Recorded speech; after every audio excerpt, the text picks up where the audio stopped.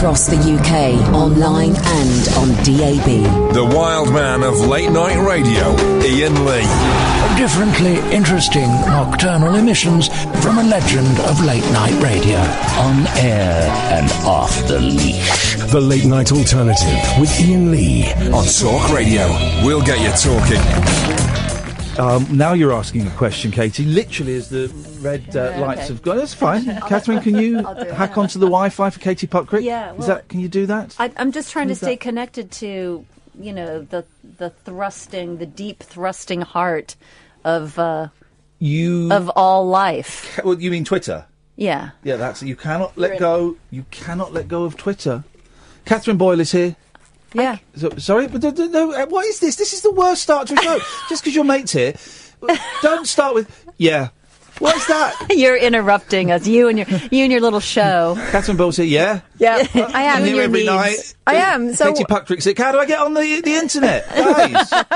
I'm just trying to give. I want to provide correct information, not alternative facts. Now, Katie, you have a very unique service provided for you when you come on this show.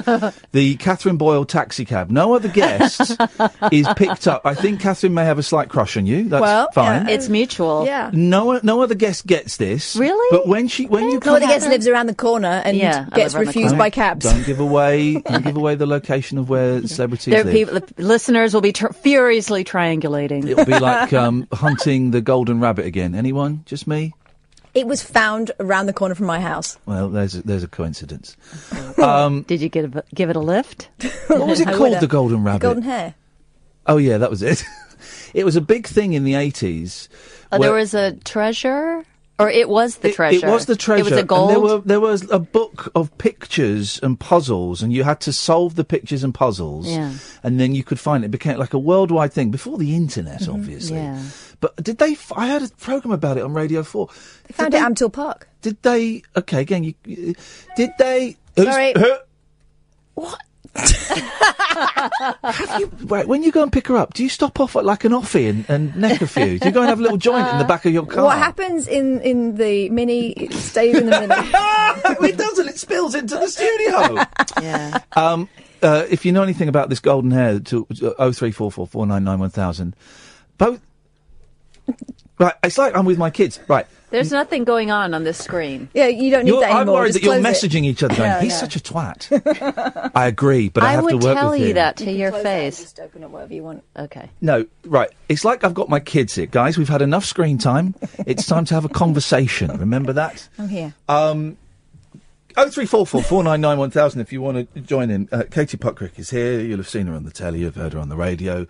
You will have possibly read her blog about scents. Yeah, that's right. Perfume smells filthy and fine. All of them. I got a double hug because you liked my Prada. I went in for a stereophonic sniff. But here's the thing, because I want one that just smells. I've had to start putting a lot of it on to have any impact. Yeah, but that's to do with you becoming acclimatized to the smell. So basically, you're going to turn into one of those little old ladies that have a stank problem. I can smell it just fine. You can smell it just fine, but you can't because your nose gets used to it. So do I need to alternate aftershaves? Yeah, exactly that. You need to trick your nose. You need to sneak up on your nostrils so they don't suspect what you're going to be laying on them next. It's just one of those biological things. When we were cave people, we needed to be alert to smells of perhaps predators who were peeing. Dinosaurs peeing on our local boulders. So we needed to know that was happening and to look lively. And but then if it was a friendly dinosaur and you recognize the smell of the dinosaur pee, you'd think, I can relax, and then you wouldn't notice it anymore. You can have your computer open if you want. I don't mind. Right, let me ask you about one word, an American word. Oh, no, not that one. Yeah, because I want to know if it's real or not. Okay. And then we'll chat. Okay. This is, I consider this chatting already, though. Okay. It's this legit. is just warm-up chat. Foreplay. You wait till we get onto the serial killer stuff. Well, okay. Now, taint. Yeah, taint. Mm-hmm. You know what a taint is? Yeah. Okay. So it is a thing. Of course it is. You're talking about the perineal strip. Yes, I'm talking about that. Yes, the rarest of all strips. Yes, the perineum. Taint. It's taint. Yeah, it's. And does it come from taint one thing or the other? Yeah. There we go. It's not your back bottom. It's not your front bottom. It's the twixt bottom. Twixt. They should have called it a Twix. We're fascinated with taint. That would be a Chaucerian take on a taint. We're fascinated with it. For years, I watched a sketch on a show called Mr. Show. Yeah. And it's about taint, and I just thought it was a funny word. But then recently I saw it again. I thought, oh, I think I know what that is. Yeah. Now, isn't that lovely? It's not lovely that word. highbrow, is it? No. Welcome to the show. It makes perfect sense, though, doesn't it? So hang on. So why are you here? You're upset that you can't find a boyfriend? Is that what this is about? Basically, yeah. I like how dating plea. My dating plea. Well, no, I just had a realization. I like how you just like stomp all over the punchline, but and also sensitive. Yeah, you're really handling me with kid gloves. Okay, Catherine, you step in here because I'm feeling a tension. Yeah, no, I like it. I don't mind attention because it's better than what I've been experiencing up until now, which is nothing.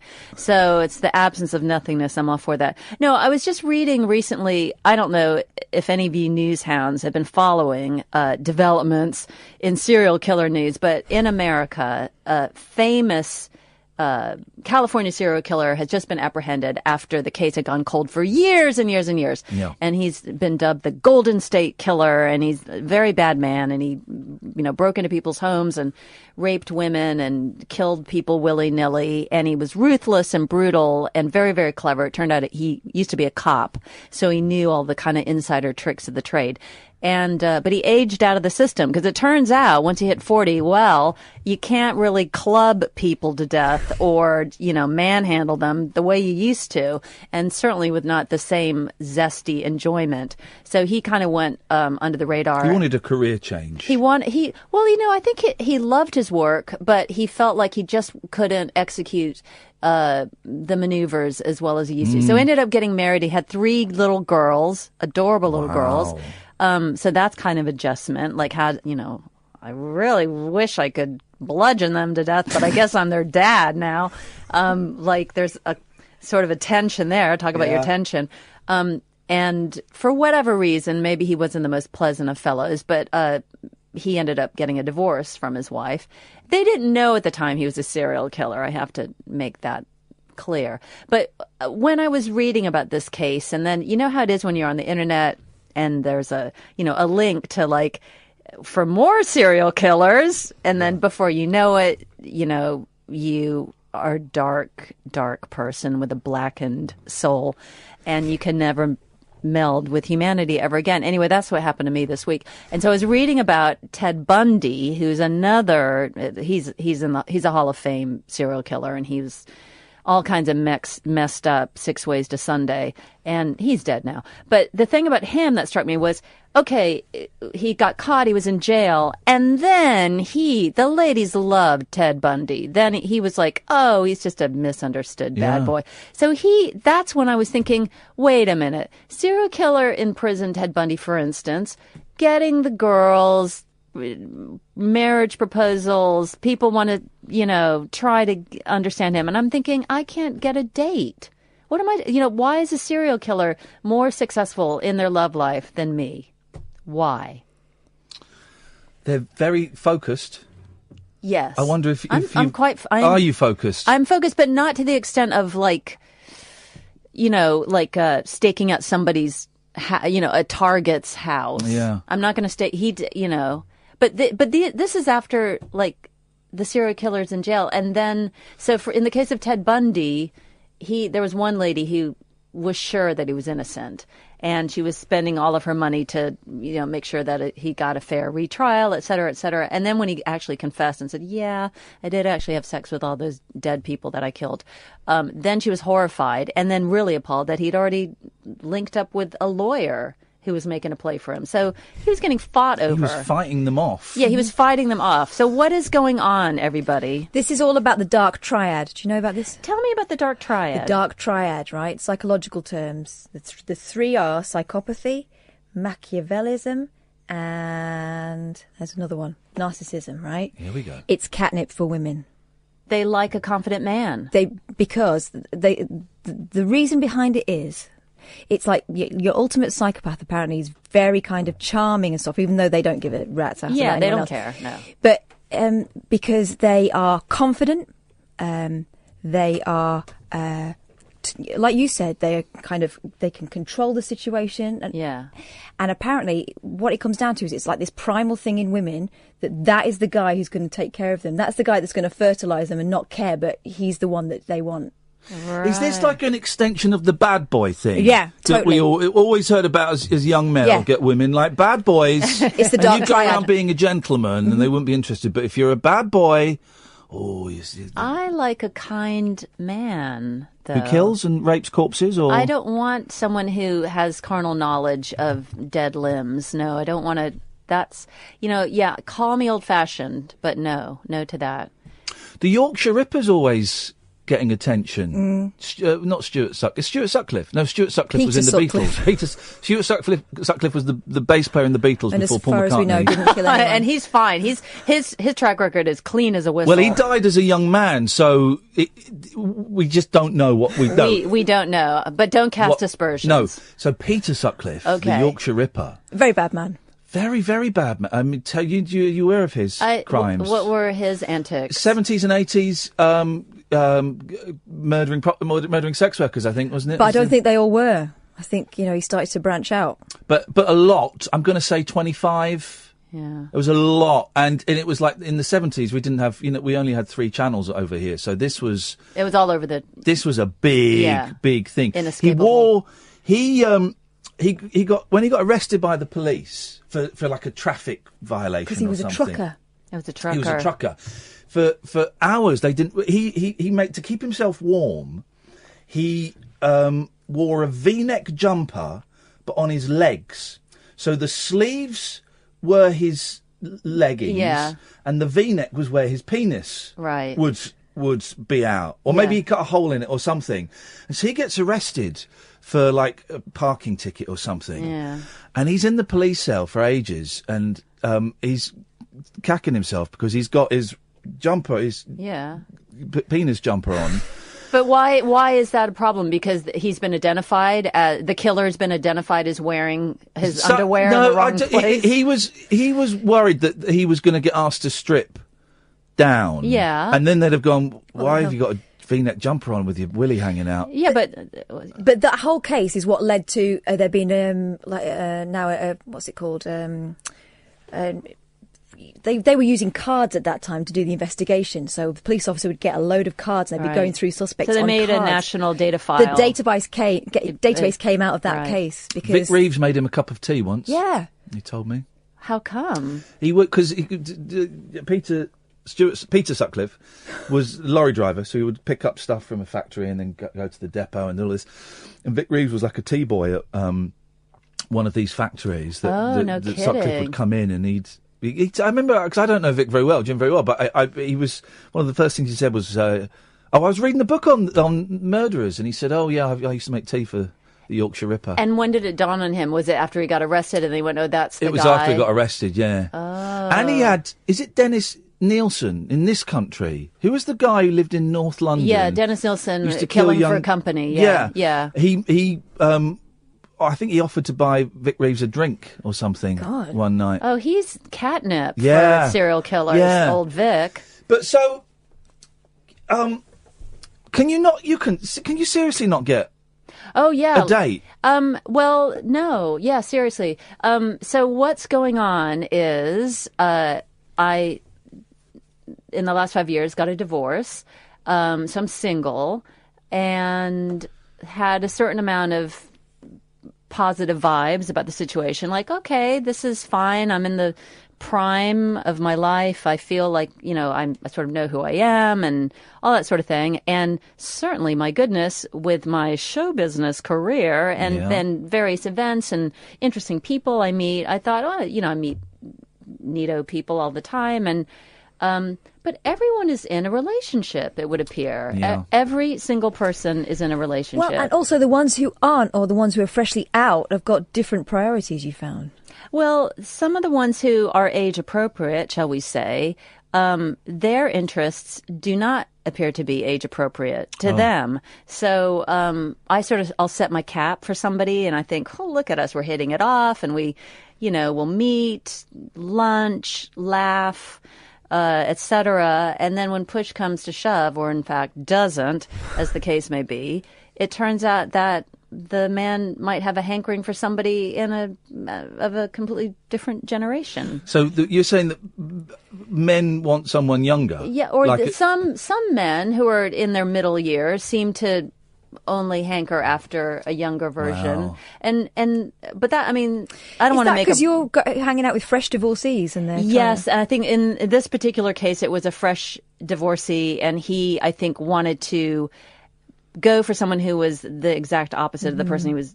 I guess he was married to a ball breaker, and he just thought, let's go with some like ingenue who doesn't know what time it is on the street. Or they've been married to someone who became a mum and sort of drifted apart and wasn't the woman he married. That whole thing. I am in the middle of getting divorced, and it really is such a joy to be involved in one of the most hideous, upsetting experiences ever. It's very soul destroying, isn't it? I got the papers this week, and it's like, oh god. Oh, but see, and you have children though, so yeah. That's a whole, like I don't have children, and so it was really more of a bureaucratic thing, but it's still a heartbreak. Oh, of course it is. And it's soul searching, and like, what am I doing? What am I doing? I feel like a failure. Yeah. But I wouldn't. I certainly couldn't. We've talked about age before. I would struggle to go with anyone. I'm 45 next month. How could you go with someone young? I don't know how men. No, I couldn't do it. Yeah, I couldn't do it. I'm trying to think. You can't pick an age. I'm trying to think. Yeah. I want to say 35, but even that feels young in my head. It's the reference points. Like when you don't have the reference points, because already being an American, it's always already kind of a stretch with British people, because you have to kind of bridge, like, oh, I don't remember that same cartoon you remember, or that snack. Although I'm pretty good on the snacks and cartoons by now. I've been here long enough time. Well done. So guys, don't worry. I'll be able to keep up with you and your cultural references. Don't be turned off. She knows what a what's it is. Yeah. All right. I know what Magic Roundabout is. Okay. But yeah, I mean, I did actually last summer. I had a little bit of an enjoyable fling. It was just what the doctor ordered. It did put jut in my strut with a man who was 18 years younger. Wow. And I didn't find that out till later. And but the thing that was kind of handy was it turned out that he knew all about music. He knew about music from like decades before his birth, because his parents are musicians. Mm-hmm. So I felt like, okay, that's good that we can talk about Jackson Brown, or I don't know, psychedelic music from the 60s. So that was, but I still felt like, and he was a smart guy and everything, but I just felt like, gosh, this would be weird to I sort of felt like I was a teacher, and I don't like that feeling. And I think men actually like being the teacher. I don't know. It's a mansplaining. Well, no, thing. wasn't there a thing on Twitter this week about some guy had written an article about how to get to be the perfect gentleman, and it was, girls like to be taught by guys, and really? Show them how to play your video games, and show them what good books are. And it was, it was one of these. But he was My being Fair serious. Lady. He's like Professor. Was it the account of Professor Henry Higgins? And obviously everyone on Twitter went, "This is outrageous and old-fashioned and nonsense." But I don't know, maybe there is something in... But when I try and teach you things, Catherine, when I teach you how to do things properly, you get very, very uppity about it, don't you? Uppity. Yeah, uppity. You have ideas above your station. You do. I think there's a time and a place. Like, On air is not the place. It really is not the place. No, but some things I am interested in, and I don't mind. I don't mind. I kind of it has welcome. to be solicited. Like, hey, you're a nerd about X, Y, or Z. Come and show me this thing, or how do I? Blah, blah, blah. What we don't really welcome is the assumption that we're dumb, that we have no idea to begin with. No. Oh, bless. Oh, shut up. We've got a call. Should we put your headphones on? I forgot that we're on the air and people might want to take part. Let's go to Sydney. Good evening, Sydney. Hi, Sydney. Hello, hiya. Hi. Hi. Oh, it's really weird because your conversation's gone on and on and on, but the reason I phoned was through the strange pride I have for sharing a birthday with Ted Bundy. Oh, there we go. Oh, and yet we've moved on. No, we always have time for Ted. And so it's a weird thing to say now, though. No, it's fine. How did this first come to your attention? At the point where I guess the internet allowed me to search people's birthdays. Right, like you share a birthday with Julius Caesar and Helen Keller. I share a birthday with, that I remember, Ian Botham, Beefy Botham, and Ted Bundy. So I go Ted Bundy. Oh, gosh. And then, of course, you had to look him up and go, maybe he wasn't such a cool guy. Oh, well, no, he wasn't a cool guy, but he was quite...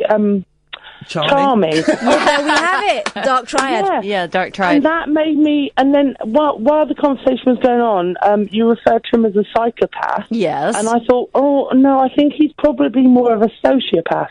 Well, it's funny you should say that because you're splitting hairs.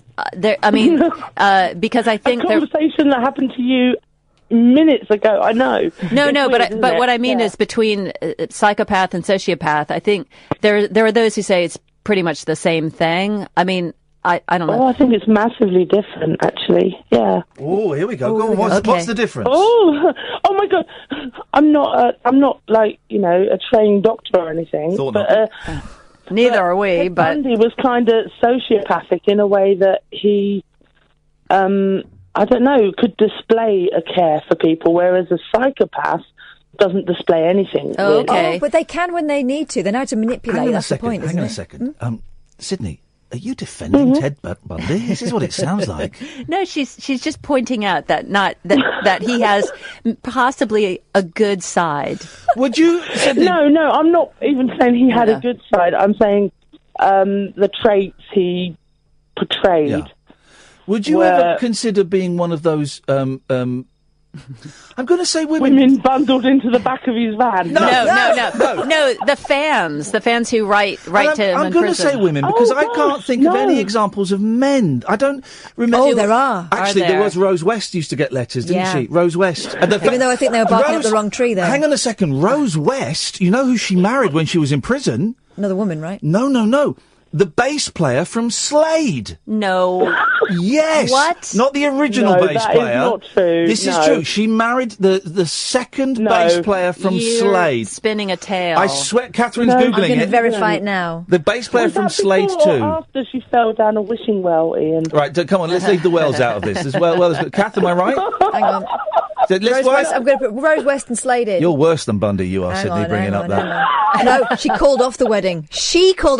Wow. Imagine. Yeah. You got to have standards. But yeah. But would you ever do it, Sydney? Would you ever write to a sexual killer and say, look, I understand, I think you've been badly treated? I think you're a sociopath and not a psychopath. If they're on Twitter, I may have a small conversation with them, but no, I would not commit myself to that kind of person. You won't commit yourself. We don't have to. They're locked up. That's the beauty of it. Yeah, perfect.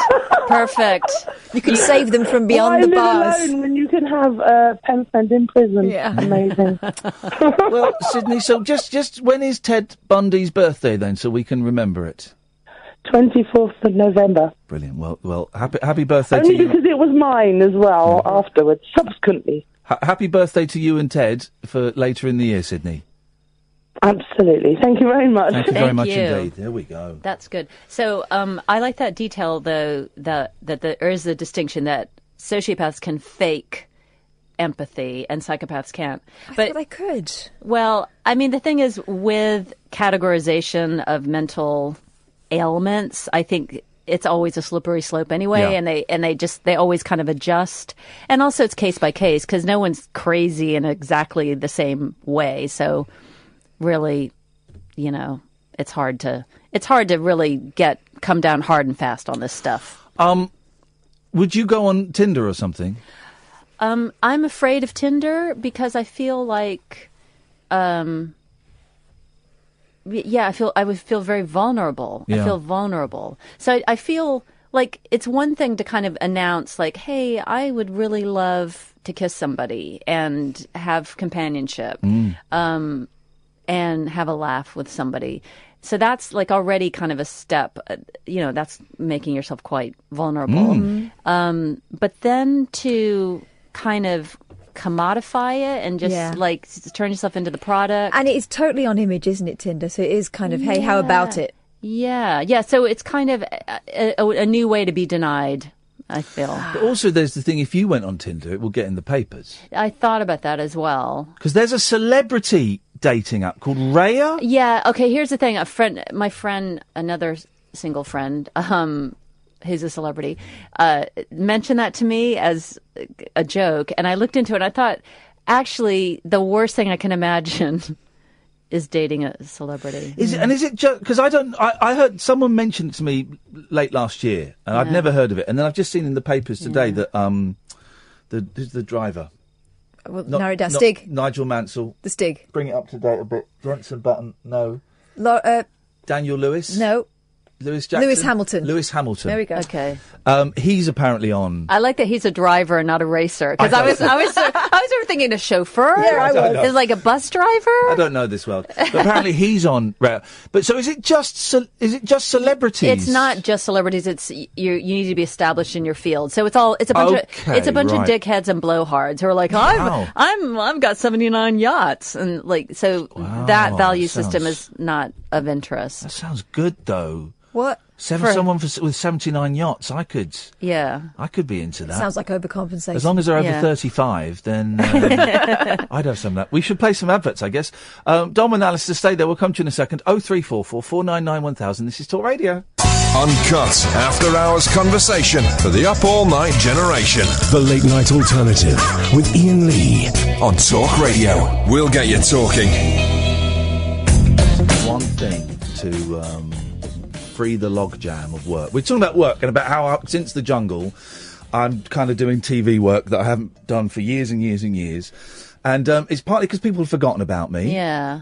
And partly because they thought I was dangerous because of the 11 o'clock show. Oh, isn't that interesting? Yeah. And it's like, hi, I'm a middle-aged man. Yeah. You can listen to me every night on talk radio, and I can string words together coherently, and etc. But they're amazed that I can do like a 3-minute live TV thing. You're so good on that.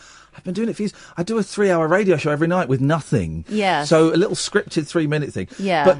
And I was saying I don't understand why you're not on TV, and it's that thing of there's no reason to it. Well, we live in hope. I have 3 projects in development right now. Okay. And 2 of them are for BBC and 1 potentially for Netflix. So that one is a maybe, but the other 2 I think are going to go ahead.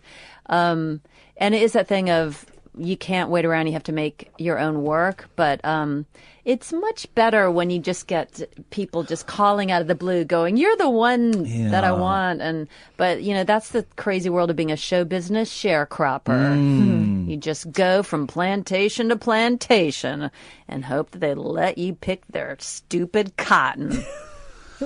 I was in Oxford today. Filming this thing for Vintage TV, and I had to ask people what their favourite music was, and then we go, and here's the video. And I was talking to a very lovely... You're so good at that. Thank you very much, that's why I got it. And then we spoke to a lovely Ugandan woman called Lulu, the second Lulu I've ever met. And I said, so what kind of music do you like? She says, well, in Uganda we listen to a lot of hip-hop and a lot of country. I said, wow, okay, I love a bit of country. Who's your favourite country music star? She went, I would have to say Phil Collins. Oh. And I said, Phil Collins isn't country. Yeah. She said, what do you mean? And her whole understanding of a genre of music was based on a lie. And afterwards she said... she thought country was like middle of the road. She said, what is Phil Collins then? I said... kind of like soft rock. Yeah, like AOR? Yeah, AOR or adult-oriented rock, album-oriented rock. No, adult. It's like schmaltzy. It's schmaltzy. See, I wouldn't go as far as schmaltzy. I would say Neil Diamond can veer into the schmaltzy. I wouldn't say Collins. Anyway, I don't know. But after we filmed this little thing, and she took me to one side. She said, "Seriously, will you winding me up then? Is Phil Collins not country?" So someone's done a brilliant prank on that poor. But woman. maybe we go to Uganda. Where is that? Where it was? Yeah. And then we don't know what time it is on the street because we're talking about maybe. I mean, it depends on what country it is as well. When you say country music. I suppose so. Maybe, yes, maybe. But just a tip, anyway, if you're going to Uganda, if you're going to go into the record shops there and you want to buy some Phil Collins, I would suggest look under the country and western section. I guess if you say that old school country and western music is bald guys whining about shit, then you got it. Then that's Phil Collins. You got it. Should we take some more calls? Yeah. I don't know what quality these calls will be. Doesn't matter really. Well, does it? I'm totally low quality. So. Let's start from the bottom and try and work up. Alan Caddick. Hi, Mark. Hello, Alan. How was Oxford? Sorry? How was Oxford? Oxford was delightful. Everyone was very, very nice. The weather was lovely, and yes, it was great. Thank you. Hi, Katie. I've got a question for you. Okay. I've seen you on The Word. Yeah. What was your relationship with Terry Christian like? Well, it's funny because I didn't really have a relationship with him of any sort until decades after The Word, because the thing was we were rarely in the same place at the same time. And so, or if we were in the same room, he was across the studio doing interviews on the sofa, and then I was dealing with somebody who was flossing their nasal cavity with rubber condoms. So, and in fact, though, your question has just reminded me that we did share a long car drive every Thursday night because we had to go from the office where we got briefed about the show to go record voiceovers for our various items that would appear on the show the next day. So what I can tell you is that he's a fanatic about history and the royal family. And he would talk on and on and on about the royal family and about the soft Londoners and how television was run by Oxbridge types. And he was very man of the people. So I remember he's kind of like a talk radio person because, there was incessant talking. So we got along fine as long as I was prepared to listen to him holding forth. Really? I mean, my favourite moment was when he had the Bee Gees, when they walked off. No, that was Clive Anderson. Oh, what? When the Bee Gees walked off. Oh, yeah. yes, I saw that. Yeah, that was kind of a word-like moment, though. Les Tosseurs, wasn't it? That was the final straw to the... Yes, well remembered. Well, thank you for that, Alan. Thank you. There we go. He's remembering. He's mixing up Clive. We've got a few more calls. All right. Mixing up Terry Christian and Clive Anderson. Well, easily done. I will say, though, that I did meet... Terry Christian was doing a one-man show probably about 4 years ago, Confessions of a Lapsed Catholic Schoolboy or something. I can't remember what it's called. Anyway, it's very interesting. And I went backstage to congratulate him, and there was a very unexpected sexual tension in the air, which it was almost like he had seen me for the very first time. Wow.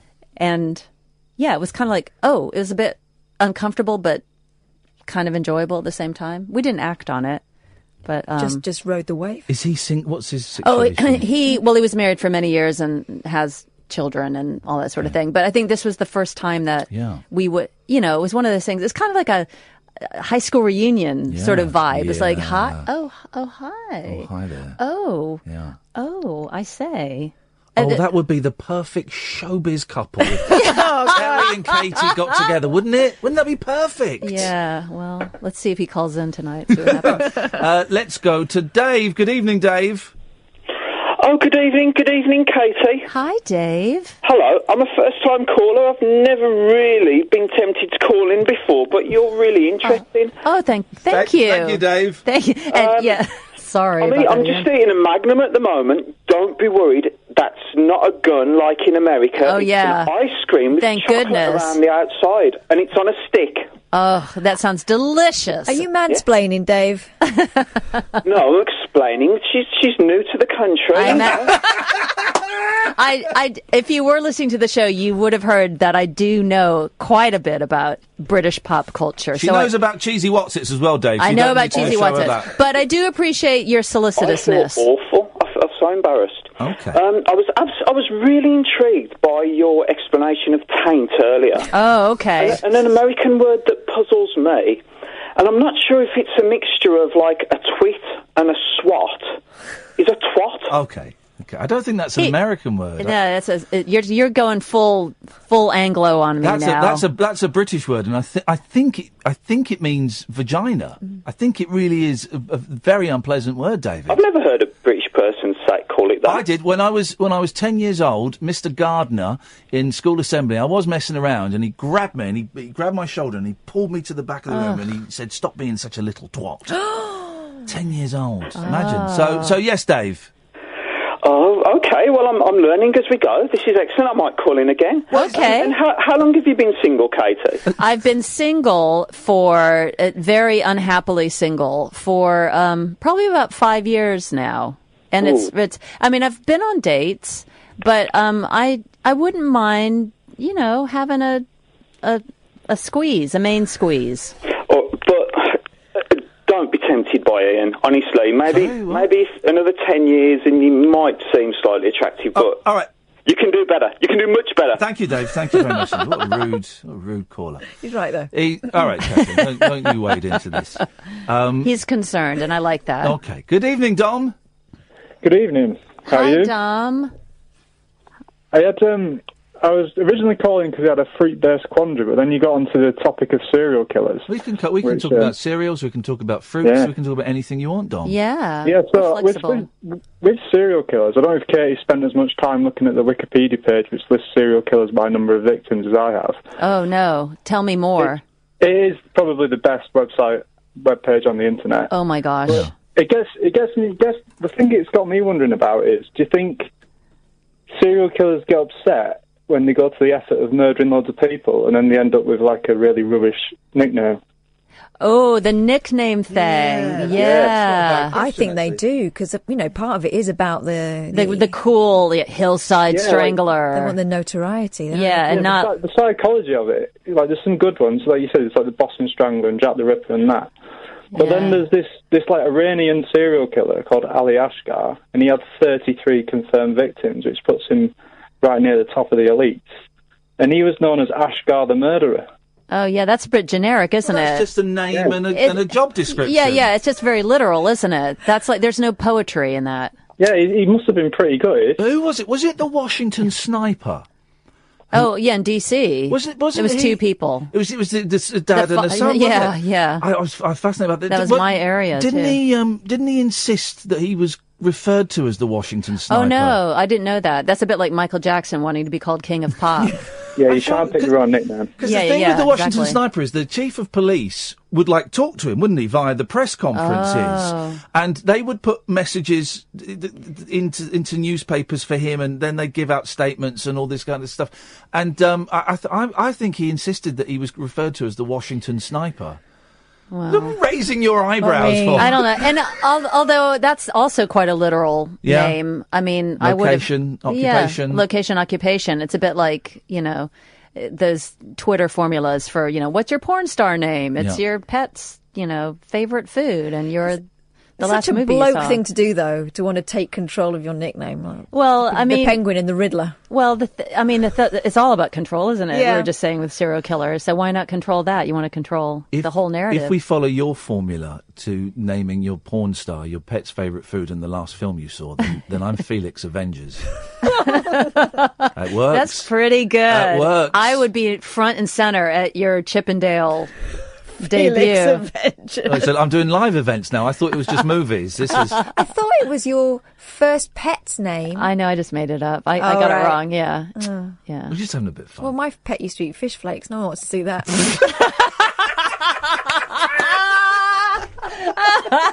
Cleo's so much more glam. I love fish flakes. What's your surname then? Fish flakes what? What's the second bit? It's the last film you saw. According to Katie's new my new improved Wonder. Fish flakes Wonder. There we go. I love it. That is a burlesque star right there. Fish flakes. Ladies and gentlemen, you're going to love this one. It's Fish Flakes Wonder. Da, da, da. Oh, you're still doing the stripper music. No, it's not stripper music. It's got to be like Smoke on the Water. Or it's got to be like Guns N' Roses. Fish flakes. Oh, that is great. 03444991000. This is the Late Night Alternative on Talk Radio. The radio show for people who know the best part of the day is the night. The Late Night Alternative with Iain Lee on Talk Radio. We'll get you talking. Go on. We're talking about Ted Bundy. I can't get enough of Ted Bundy. The one that got away. You were saying, Katie, that you've got a lot of respect for those potential murder victims that managed to get away. Those are the ones, actually, the silver lining in the very, very, very, very dark cloud. I like to hear about the women who sussed out that the guy was a bad un, a wrong un. So this one potential victim accompanied Ted Bundy back to his very nondescript VW Beetle, and as soon as she saw that the front seat had been removed, the passenger seat, because that's where he would cram the bodies after he bludgeoned them and done whatever, and she just got a sense. She just saw the seat was missing, and she just turned around and hightailed it out of the woods. Like, she just knew. But sometimes apparently it worked. There was another potential victim who just said, my 5-year-old's going to wonder where I am. Boom. That's what I was going to say to you. Because that was the technique that I kind of held on to when I was younger. I don't know whether I saw it in a film or what. Was it in Silence of the Lambs? But you've got to humanise yourself. Oh, okay. So that's what it is. It's like you make them understand that there's kind of a web of humanity attached. Like, you're not an object. Yeah. You're a person. Yeah, because they're just seeing you as kind of the target. Prey. Yeah. I don't know how effective that would be. I would rather just not be in that situation. But I'm going to change the subject radically now to cannibals. Here we go. So there was quite a tasty, so to speak, little story in the news last week about some Siberian cannibals. Did you hear about this? So they're, young and in love. It's a couple. They're like in their, I don't know, mid-30s or something. And they've killed and eaten 30 people in their very small village somewhere in, I said Siberia, but it's somewhere in Russia and somewhere far-flung. And they were only discovered because, oops, the guy left his cell phone. He dropped his cell phone in the middle of the street, and some road workers picked it up like, aha, look, this guy left his phone here and it's unlocked, and let's go look at the picture. Oh, God, no! Uh-oh. Oh, God. And they had lovingly documented their handiwork. Oh, God, like people who Instagram their meals. Yeah. This was a really good one. Yeah. Just kind of, stop playing with your food. No, so the first picture was the man with just some random human body parts coming out of his mouth. So he just had, just playing with his food. And then there were, just random limbs, etc. And then the worst one was apparently a head, just decapitated head, on a platter surrounded very fetchingly by fruit. So had made it a whole display out of it, had gone to the trouble. Presentation is key. You need to plate the meal appealingly. Eat with your eyes. Eat with your eyes. So, so that was the oopsie moment. Gosh. And they were busted, and and of course, the mugshots are always what's interesting to me, because I'm looking at these people's pasty face. I'm thinking, are they getting more nutrition? Because they're eating quite healthily, potentially. But no, they didn't look like they were getting, maybe don't eat people if you want to eat for health. Is eating grown-ups like eating mutton, old lamb? Yeah, maybe. And the younger the person you eat. Don't eat children. People. No, don't eat. If you're going to eat humans, don't eat children.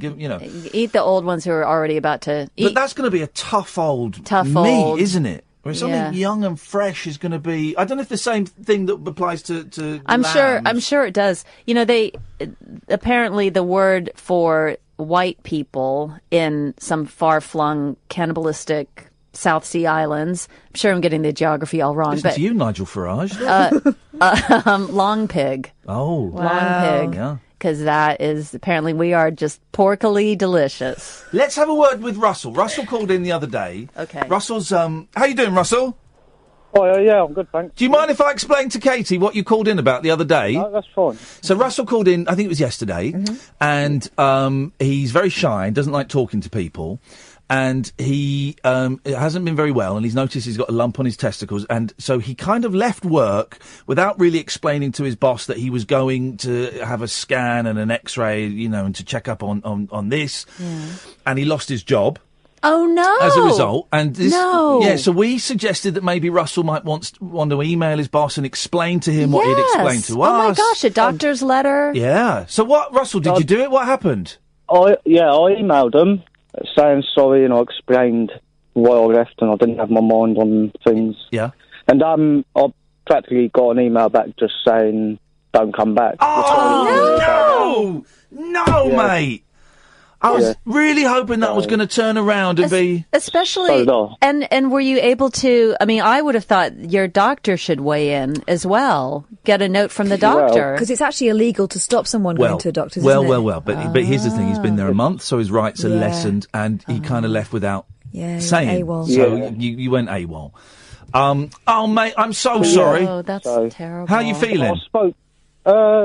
yeah, not too bad. I spoke to a guy I used to do roofing with. Yeah? And he said see if he can get me in next week. Yes. And hopefully I'll start a new job next week. There will be another job. You sound a lot more confident than you did yesterday.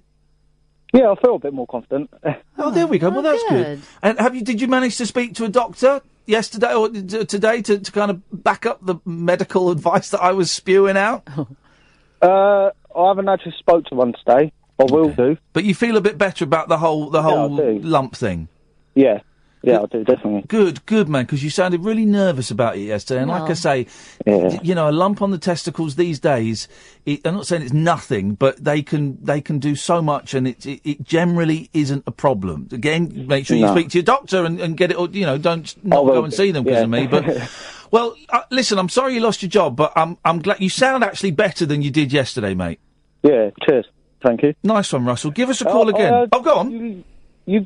You in Portsmouth tomorrow, yeah? Well, here's the thing. I'm going straight after this show. I'm being driven down to Portsmouth. Then at 8:30 in the morning, I'm getting the ferry to the Isle of Wight for loose women. More of this stuff. It's nice over there, isn't it? It's nice, very nice over there.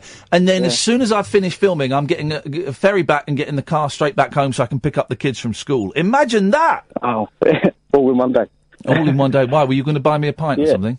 Oh, no, I live in Portsmouth. Oh, stalker alert, guys! Yeah. Well, listen, I'm going to be in Portsmouth for literally a matter of moments. But next time I'm there, Russell, I'll make sure we get to say hello. Yeah, that'd be good. Nice one, man, and well done for writing that email. Yeah, thanks. Thank you, mate. Yeah, cheers for the help. No worries. Give us a call again, and let us know how it goes with the whole medical stuff. Yeah, I will do. Cheers, man. Thank you. Thank you. Bye bye. Oh, what a nice guy. Yeah. How great that you got him thinking about how to take care of himself. Yeah. He was terrified, and he was worried that he wouldn't be able to have sex again, and wouldn't be able to have kids again. Have kids, not again, but have kids. It's terrifying. It's the not knowing that makes you nervous, isn't it? I don't know if you've ever had a scare. I have, and it's the whole thing of when they start talking about scans and stuff, it feels like it's happening to someone else. You only take half of it in, and if you don't have someone you can talk about it with, it starts to really get to you. He'll be better off being a roofer than with that other. Well, they sound like that other guy sounds like a right jerk. Yeah. We have to take a break. Do you want to stick around for another half hour? Sure. You sure? Yeah. Catherine, taxi service. What time does the taxi rank close? Well, 1 when we finish. Okay, right. 03444991000. This is the Late Night Alternative on Talk Radio. Across the UK, online and on DAB. He has made a covenant with the night, and with the darkness he is in agreement. Uncut after-hours conversation for the up-all-night generation. The Late Night Alternative with Iain Lee on Talk Radio. We'll get you talking. Hello, dear listener. 03444991000. Late Night Alternative with me, Iain Lee. Catherine Boyle is there. Yo. It's that attitude we talked about. I like it. She's so I know, there. and you're encouraging it, I Katie like it. Puckrik. She's in there like swimwear. She's showing off to you, and I will be having words with her after you've left. I've got a word. I've got a word for you. I like her little sassy ways. She's got a jazzy approach. I told you Katie fancied you. I told you. What have we talked about? Serial killers? Yes. Cannibals? Dates? I have here's a new thing that I've hit upon. Yeah. And I need your fine masculine mind. Thank you very much indeed to for help me. recognising that. Yes. So, I know Catherine lives this hell every day with you, but this whole, mansplaining is a thing that women know and live with. Catherine, mansplaining is when a man explains to a woman something they probably know. Do you know sign language? Already. Okay, that's rude. Thank you. So, mansplaining, the phenomenon, has been widely discussed and documented and enjoyed. But it's come to my attention recently that I think that men mansplain because they like being mansplained too. I think, do men like other men to mansplain? Because men love mansplaining to women, but there isn't really that much attention about the mansplaining that men do to other men. I think when men mansplain, I think that men compete almost with explaining things at the same time. So if I'm with a gentleman and he'll be saying, right, so we're playing a game, for example. Yeah. So this is what you do is you get the control and you do. I go, oh, okay, so you're going to do, and we kind of go back and forth. Yeah. So instead of me listening to him, I'm chipping in with stuff and. It's like competitive mansplaining. Yeah. And who can mansplain the best? Yeah. Who's the best at mansplaining? Okay, that's interesting because that made me relax a little bit. You always kind of get your back up as a lady when guys are overdoing an obvious explanation. But if I'm to think that maybe they just can't help it because they actually like it and that's how they communicate, then I should just relax about it. I think it is part of the way our brains are wired up. It's not, right. It's not necessarily insensitive. Am I doing it now? Or patronizing. Now I'm paranoid that whatever I say is... No, because you're explaining... Because I've asked you a question. It's solicited. It's mansplaining is usually unsolicited explanation. But I've asked you, do men... Yeah, like, what's the deal? So I think that there is something to it. Like, for men to understand things, they have to be extremely literal and very methodical and point by point. Is that kind of the thing for it to sink in? So do women not like having things explained to them then? Well... Not if I've not asked for it. Yeah, it's not asking. Well, the origin of the term mansplaining came from a American writer named, I'm going to womansplain to you, Rebecca Solnit. And she had written a book, maybe with your flying fingers you can find out what the book is that Rebecca Solnit wrote. You jumped on that keyboard when I asked for something during the show. Well, honestly. She asks nicely. And she wrote an article called Men Explain Things to Me. And I think it was in Harper's Magazine in 2010 or something.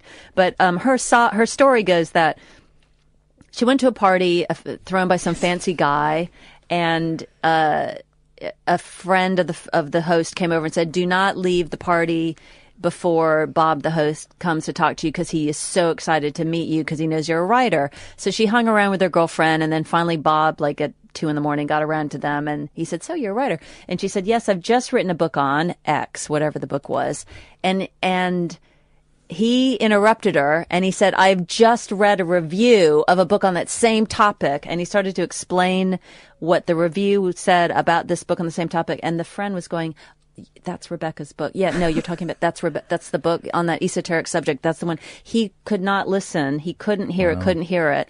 And then he kept explaining her book to her. And then finally, he wound down a little bit. And then she was able to interject, go, "Yes, great. That is good to know. My publicist is getting the word out there. That is actually my book." And then he stopped for a moment and then continued to explain the subject to her. Fantastic. So then she ended up writing this article called Men Explain Things to Me, and then that became the origin of mansplaining. So I think that's kind of...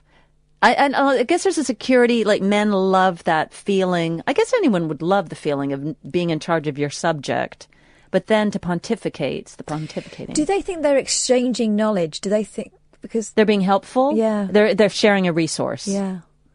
In his way, was he trying to reach out to her in a way, or trying to connect with her? He was being large and in charge. Well, here's another thing. I'd asked you earlier if you knew the work of Jordan Peterson, this YouTube savant. He's a Canadian psychologist, and he's now I don't even know if he's doing any of his clinical practice because now basically he's a lecturer, and he has a huge following amongst disaffected young men who feel like they can't get anywhere in life. What was the phrase? Incel. Incel. I don't know if he probably has a lot of incels, involuntary celibate, which actually I'd have to classify myself in that category. Not to put too fine a point on it, but it would be nice to have a cuddle at some stage.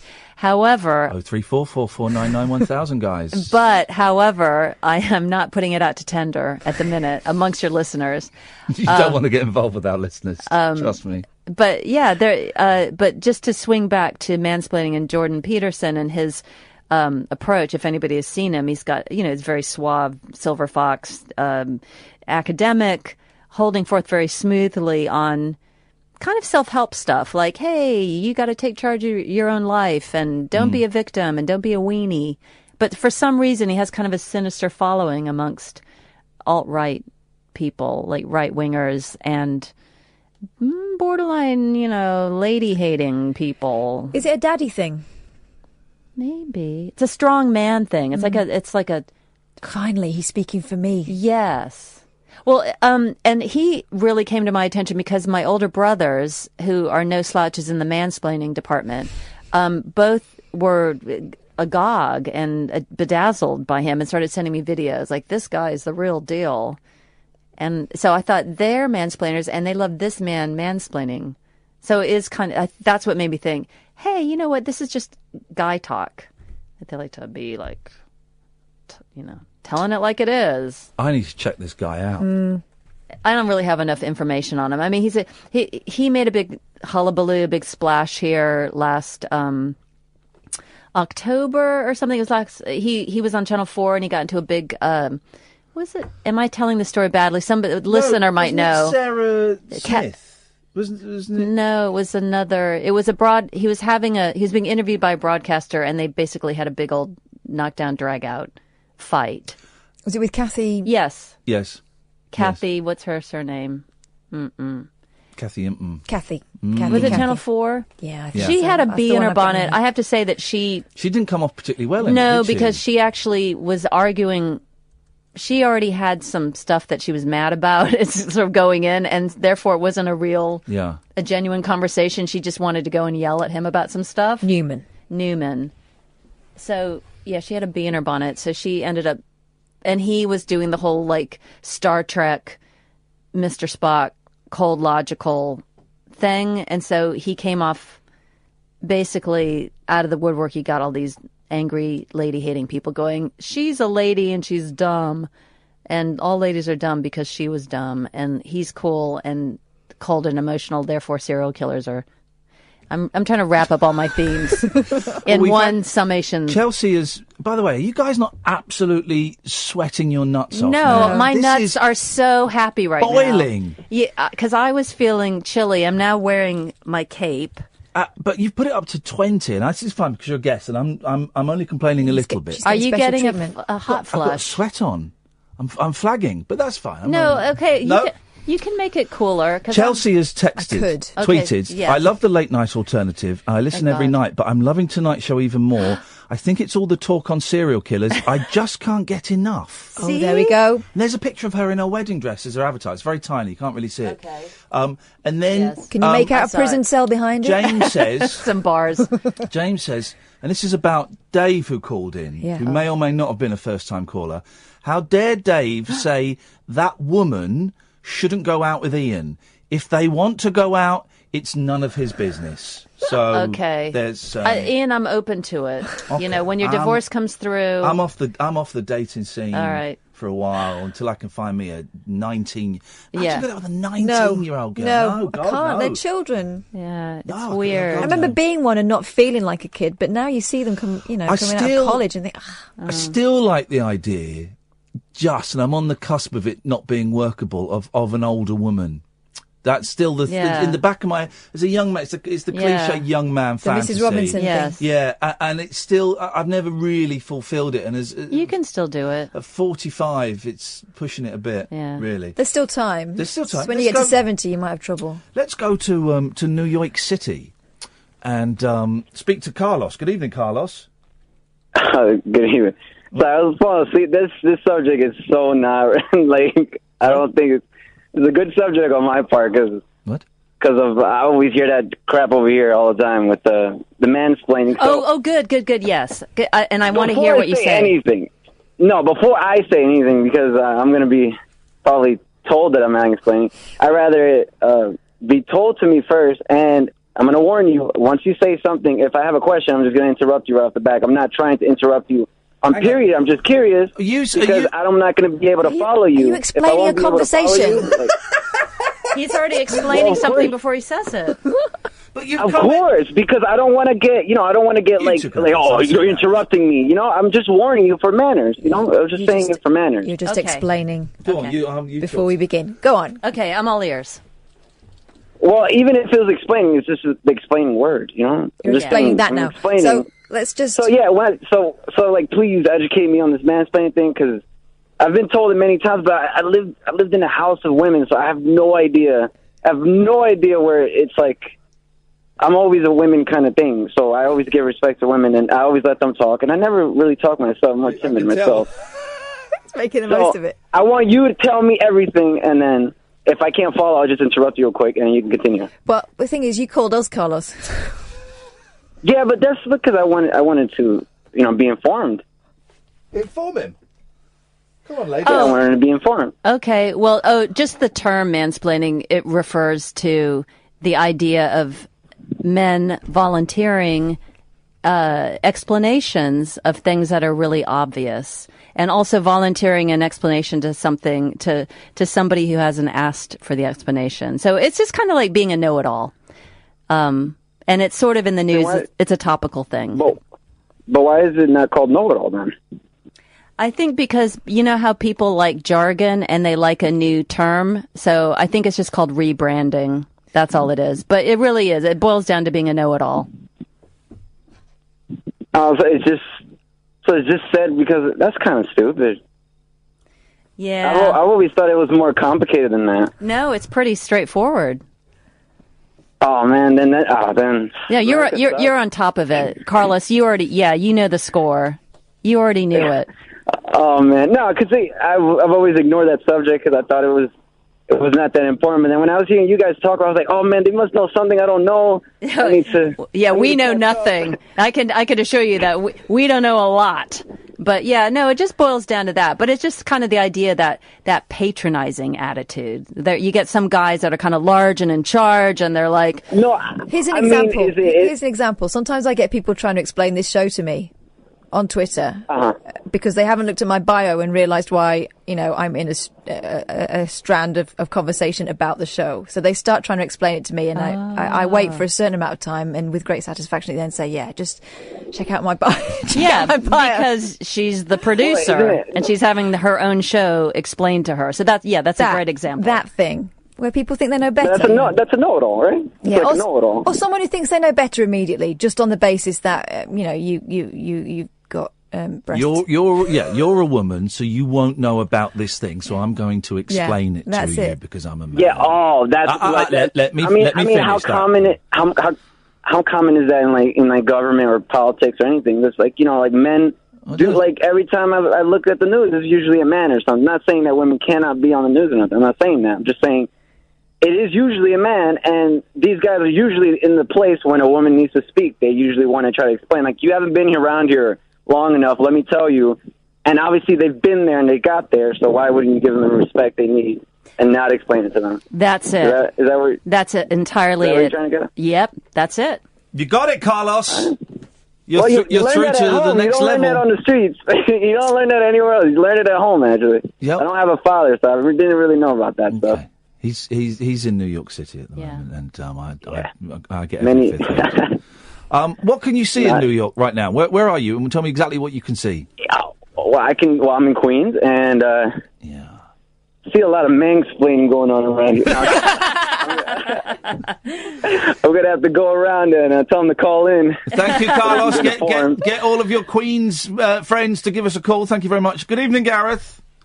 Hello, Ian. Hello, Gareth. I'm really enjoying the show tonight. Thank you, mate. But, just insomnia. Uh-oh. It's a new symptom. It's back, and I don't know. It's like it's the scariest of all the symptoms. Why is it so scary, Gareth? What? Tell me why. Because I've had it once before, but never this bad. But there's no reason why I would be stressed other than anxiety. But I try. That's what happens to me. I try to. Do you remember I think we talked maybe last week about meditation and stuff. Have you tried that? Yeah, but it just feels like anxiety's just like came back tenfold. But I just have to remember that it's just a stumbling block, and I'll hopefully... It is just a stumbling block. Remind me how long you've been on... You just started some antidepressants, haven't you? No, I've been on the metrazapine for a year now. Right, okay. Well, maybe it's worth... one thing you could do is maybe talk to your doctor about it, because I was on the metazapine and I came off it last week, man, and I've been a little bit wobbly... A little bit. I know. Last week I think. At the start, did you find that the sedative was great, but then as you started taking it over the months, like 6 months, did you find that it was slowly losing effect? No, it worked for me. It worked for me, and it helped me sleep. It gave me the most messed up nightmares I've ever had. Proper terrifying nightmares. They're incredible stuff. When you try to explain anxiety to people. Yeah.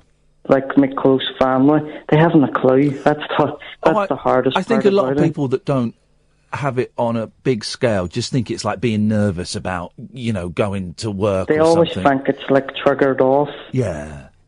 But it's not that, and it's bigger than that, and it can have no reason for it whatsoever. It can be a tiny. For me, here's the thing, Gareth.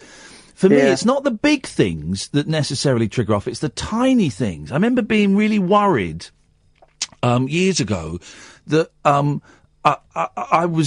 shared a garden with the people in the flat downstairs, and I used to get so anxious about mowing the lawn because they didn't mow the lawn, and so I'd always do it. And it used to totally eat me up, and I couldn't sleep, and I'd fret about it, and it was awful. Whereas, like, the big stuff, like work and relationships and things, that was what I've noticed, right. the way you were saying that there. Yeah.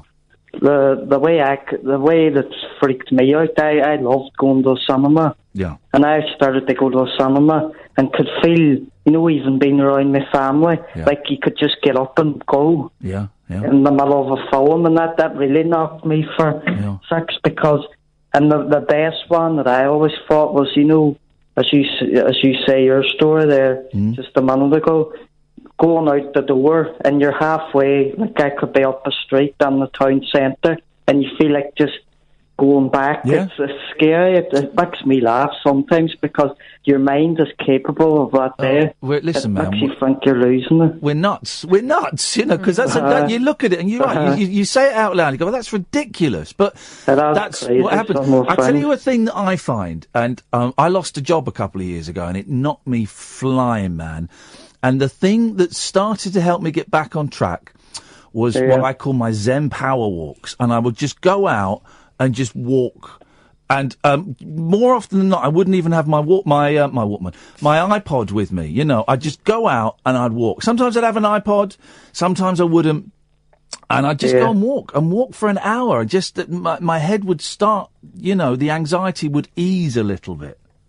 So maybe that's something else you can do, Gary. Do you know the thing about? Do you know the way you say the jobs and stuff? Yeah. I've noticed that myself. I'll just be brief, but what I caught, I've noticed that I messed around in hindsight, and it's a great thing, hindsight, because looking back, I said to myself, you keep putting your hand on the fire and it's going to get burnt eventually. And it's scary how you can see, I'm a very rational person, and I would overanalyse. That's half my battle, the nth degree, instead of just getting head first on it and stop worrying about what might come or what won't happen. But it's easier said than done, though, isn't it? Just But I'm really enjoying the show tonight. The topics and nice one, Gary. Hey, very quickly before you go, you've been calling us for a while, and I really enjoy your calls, man. Do you feel do you feel that calling us helps you a little bit? Yes, it does really help, because I try to just get it off, and I feel like it's just like an outlet. Like it's a great entertainment, a great, what's the word? What's the best way to describe it? Distraction. Distraction. Yeah. It's like you can lose yourself for a couple of hours, and you just say, it's just something to take my mind off anxiety. Listen, but I need to get back to employment to get myself up and going, because when you're ready, man, when you're ready, don't rush into it. You know, when you're ready, and if you think that will be a big benefit to you, then you can start looking into it. If you're not quite ready, then don't. But listen, Gareth, I really enjoy your calls, and I know a lot of people get a lot of insight out of them. So you give us a call anytime you want, man. Okay. Thanks very much. Thank you, appreciate it. Right, bye. Take care, man. Bye-bye. Yeah, insight is a good way to put it, because I have family members who struggle with anxiety, and they feel really isolated. And I think there's kind of a shame associated with it. So they're already suffering from it. And then they're on top of it feeling very self-conscious about this thing that may be perceived as just belly aching and whining. And it just amps everything up. Makes it intolerable. Oh, well, it is. Some people perceive it as a weakness, and people that don't get it or don't get depression just think that you're feeling a little bit down or you're a little bit nervous, and they don't realise that it can be, for people like Gareth and me at various points in my life, it can be all-consuming. You know, it just takes over. And it's the people who think that it's because you don't realise how lucky you are, and they have to remind you of, and it's not about that. It's chemical, isn't it? Yeah. Let's have a quick ad break, shall we? This is the Late Night Alternative on Talk Radio. The Late Night Alternative with Iain Lee on Talk Radio. We'll get you talking. I don't know anything about Kanye West. I don't think I've heard any of his. I must have heard of Kanye West. Yeah, you have. Gold Digger. Everyone liked that one. Yeah. I don't know. I don't know. Jesus Walks. Okay, that was a big. You'd know it if you heard it. Oh, American Boy with no Estelle, wasn't it? No. Oh, was he? No, that was that him? Yeah. Okay. I didn't realise it was him. Yeah, but that's more of a production, rapping job. Because we were just talking about Kanye West and how is he having a meltdown? And you pointed out that what a coincidence, he has a new album coming out in a month. But in terms of promotion, because we had a call last week. It was last week, wasn't it? Someone said, "Oh, have you seen what Kanye's doing on Twitter? He's just lost 9 million." Followers when he posted the Donald Trump signed hat, lost 9 million followers just like that. That's funny, man. But that's an odd promotional campaign for a record. He's I don't know. He's an interesting character. You could say. I mean, you did say. Not you could say. He's having a meltdown. But really, if you look at his whole career is having a meltdown. Like sort of his brand. He's a chaotic individual. He said he was the biggest rock star on the planet at one point, didn't he? And he's always on the struggle bus, that guy. And he's infuriating to his fans. He's frustrating and infuriating, and he's really irritating to people who don't like him. But, you know, if you even just look at the comments on, iTunes or something under the music, people back in 2008 are like, man, this guy's his own worst enemy, and he's such a, big mouth blowhard. I mean, that's just him. That's his He's bag. The one that's married. No, it's Jay-Z that's married to Beyonce. Yeah, he's married to Kim Kardashian. Is he really? He is. Yeah. I love how you're just. It's like you've been in a bunker or something. I don't really know these How things. do you not know? How can you not know that? Like just through osmosis. I mean, you work in show business. Yeah. Do you have some sort of force field around you? Also, you've been the entertainment reporter for Good Morning Britain. I'm trying to hip you to a little bit of 20th century showbiz gossip. It rings a bell. Yeah, well, ding dong those chimes a little bit louder. But I was thinking when I was reading about him losing 9, for some reason I thought he was Jay-Z. No, Jay-Z wouldn't say anything like that. No, Jay-Z's too smart. Jay-Z's. In that case I don't care about. Because Jay-Z is older than you think he is, isn't he? Is he like in his 50s? Well, he's a grown-up anyway. Yeah. I don't care about Kanye then. Jay-Z, as long as Jay-Z and Beyonce, they're still married. Yeah, everything's under control. That's cool. That's fine. That's fine. Then I'm happy. Then I like them. Okay, phew. Let's go to Alistair. Good evening, Alistair. Evening, everyone. Hi. It's fun time, Alistair. How you doing? Good. Good. Thank you, Alistair. What have you got for us? Let's launch into it. Let's dive in. Yes. I wondered if I might say that I'm old enough to have enjoyed all of the word. Oh, thank goodness! I know we all go back a ways, don't we? So am I old enough?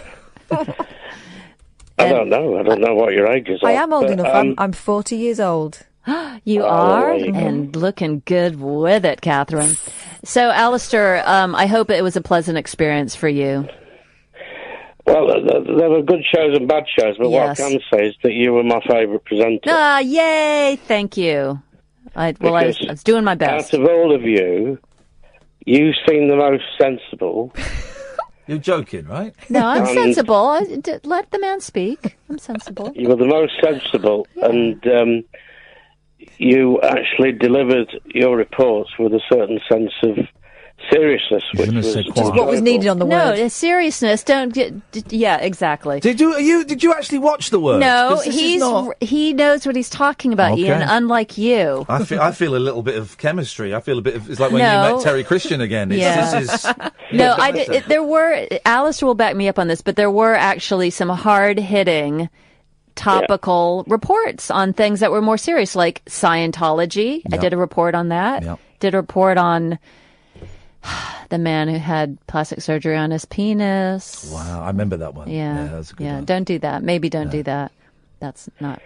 But talking about dating, yes, Kath and Ian, I saw. Thanks for that, Katie. I finished with you. I'll move on to the other two chumps. Yes. No, I'm in standby. Go on. No, something that you mentioned last night, guys. Yes. I saw episode 2 of that dating show on BBC 2 with the farmers. Oh, Loving the Country. Episode 2? Yeah, because it's available on iPlayer. Oh, what? I know what I'm doing tomorrow. This is tomorrow. We watch it together. No, we'll spoil it for ourselves if we watch 2. Is the whole series on? No, it's just episode 2. So we'll save it. I didn't enjoy episode 1 too much. But things do move on a little. Well, have you seen this show? It was on last night. Loving the Country. Sarah Cox presenting it. All right. And it's farmers, male and female farmers that are single, different ages. And the BBC have advertised them on a website, and people have written in to the farmer that they fancy. And they get taken to this big country house, and they get all their letters.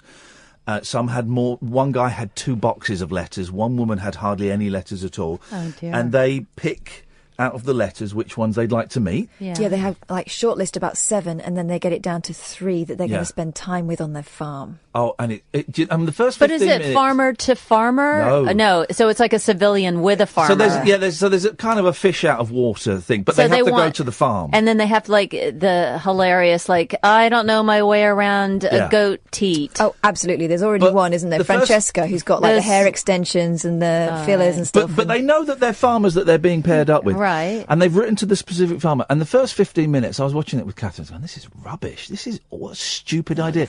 Then 15 minutes into it clicked, and we were both going, oh my God, this is the most amazing. It's incredible. And what is it about? Is it just the folksy down-homeness of the farmers in question, or? They're all characters. They're just, it's good. It's all in the casting. It's done very, it's very classy production. It's not, But most of all, it's that thing that we all like doing, which is going, they don't go together. It's that one. It's that one. Is he going to recognise that it's that one he wants rather than the flashy model that's not going to work down on the farm? There's some nice, kind of moving stories in there. The young lady whose husband died 4 years ago, and she's, finally ready to meet a farmer, and there's silliness in it. The Francesca lady who's they're setting her up to be the. You can tell why he picked her, but it's So does the farmer... She scared me, that Francesca. I bet she did. They date more than one person? Yeah. I think they get to hang out with the 4 that they select on the farm, and then they decide which one they're going to marry and impregnate. Can I just say, I won't say any spoilers. Well, then don't, because You've got 4. I'm not going to say any. Did he spoil the film about that woman who went to see a psychiatrist and then... Was that him, or was it the other fellow with the Cineworld pass? I don't know, but I'm hovering. Go on, Alistair, I'm hovering. Any spoilers? Okay, well, I'm not going to say any names or anything like that. Well, no, don't say anything. No. No, don't. Don't. Even if you're going to... I'm not going to say any names, but one of them kills someone. Well, that's kind of a spoiler, isn't it? That would be... I don't think anyone's going to get killed. No, I know. No killing. There's no killing. Okay. Well, that's a spoiler in itself, Alistair. Thank you very much I'm not watching the show if there's no killing. Good evening. Katie's out. Slaughtered lamb or something. Good evening, Alex. Oh, good evening. Good evening. I hope you're well. I just want to make a very short call, so I won't take too much of your time. I just wanted to point out a couple of things, or take the opportunity to say a couple of things. Firstly, with Katie being on tonight, I'm a new listener, and I heard Katie there. I mean, I cannot believe she's single. Cause, I know. Thank you. I know. She's quite annoying during the breaks.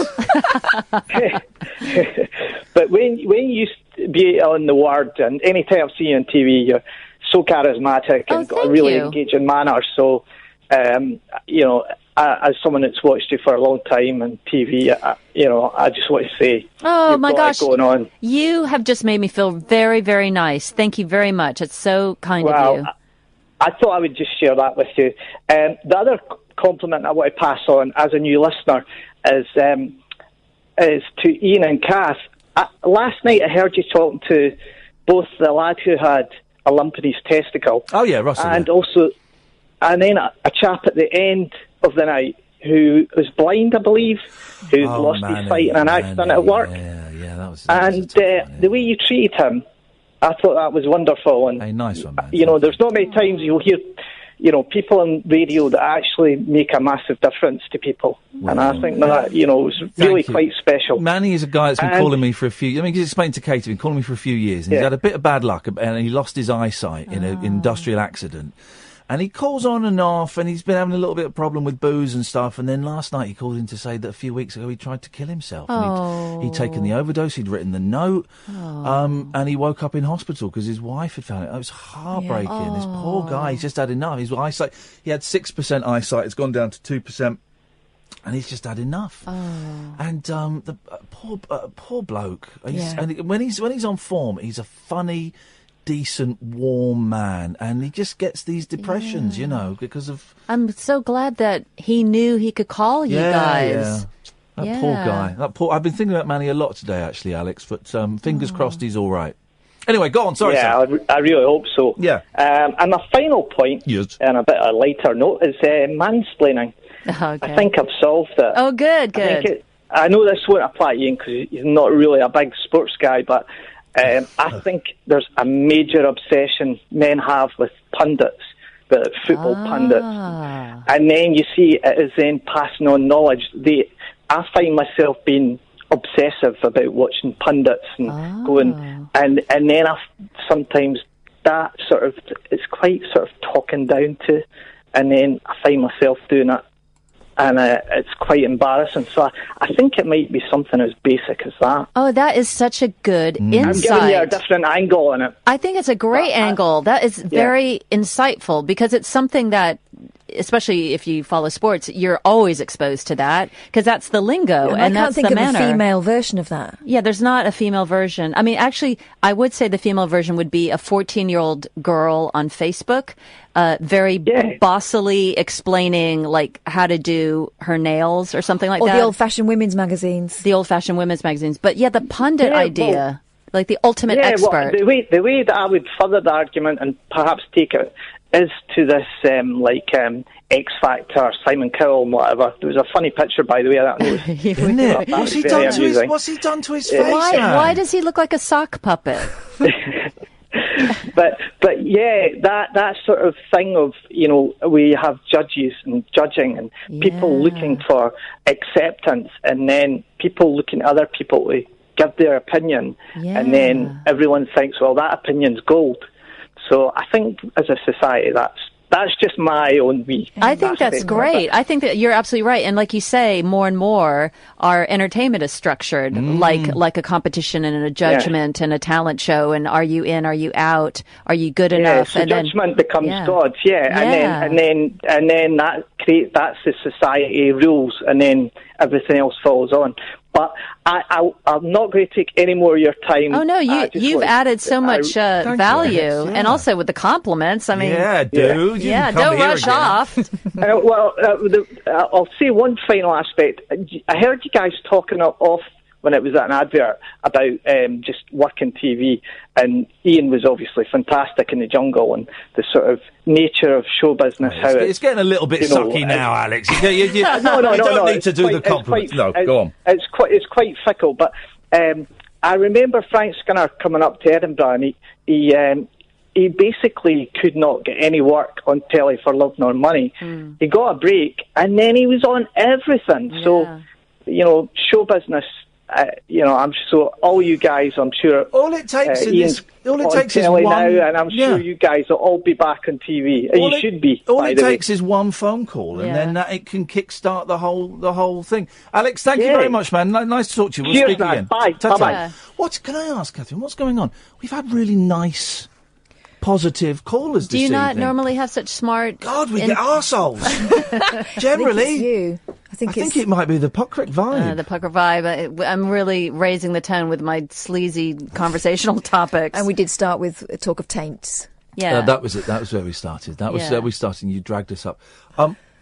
Katherine, would you please escort Katie Puckrik off the premises? Yep. Oh. Is there anything you want to plug on Twitter? At Katie Puckrik, you got that one. Yeah. Any websites or things? Nothing. I mean, my usual bag is that I'm a bit obsessive about perfume, and I do write about perfume, not only on my own blog, Katie Puckrik Smells, but I pop up here and there amongst various media platforms. But, nothing particularly to plug. I'm just happy to be the wind beneath your wings. I have a tweet about you saying, can you ask Katie Puckrik, this is from Stephen, what her favourite men's and women's fragrances are? Oh, well, tonight, after smelling very fragrant Iain Lee with his Prada Pour Homme, that smells pretty damn fine. But I would say a fantastic fragrance for men and women, but it is a man's fragrance, Vetiver by Guerlain. Oh. Do you know that one? It's fantastic. I used to use Vetiver, and it was one of my favourites. It was so it's very rooty, it's very grassy and rooty and tobacco-y, and then there's kind of a citrus freshness to it, but it has a real kind of heft and grit to it, and there's a little bit of nutmegness to it, so slightly spicy. So I think that's fantastic. My favourite one got discontinued. My favourite Vetiver. Oh, what was that? Oh, it was what was her name? The woman that was making her own perfumes, and then she sold it on to Jo Malone. Jo Malone. It was a Jo Malone one. Well, Guerlain, Vetiver, that's a good one. And then I'm kind of right now enjoying one by a niche brand called Byredo, and it's called 1996. And that smells a bit like carrots, weirdly. It's amber and iris and patchouli and leather, but there's definitely like an odd note that you can't place until you realize, I think it smells like carrots. So it's sort of syrupy and dark and mysterious and interesting. So lovely to see you. Good to see you. Come Good in to smell anytime. you. I know we're so bad at organising this, but honestly, you have an open invitation. Okay, well, thanks. I can talk for Britain and America, so happy to do my part. 0344. Catherine's going to go for a bit now to drive Katie home. Yeah. If you get bored, you can always, I'm hands-free, so... No, mate, because last time you dropped her off, you got stopped by the... Oh, yeah, the fuzz. The old bill. I don't want to get busted again. 0344 499 1000 is the telephone number if you want to give us a call. I have an empty switchboard in front of me. This is the Late Night Alternative on Talk Radio. The Late Night Alternative with Iain Lee on Talk Radio. We'll get you talking.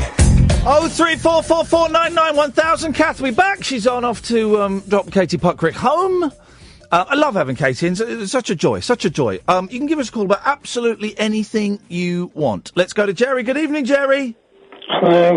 I'm trying to find this aftershave that Katie Puckrik was talking about, but I can't find it, so that's disappointing. How you doing, man? Rough. What's wrong? I'm banned from the post office. The what? Banned from the post office. You're banned from the post office? What have you done? Took the contraflow system out. What's that? Is that your catheter? No, the ropes there. Oh, the ropes there?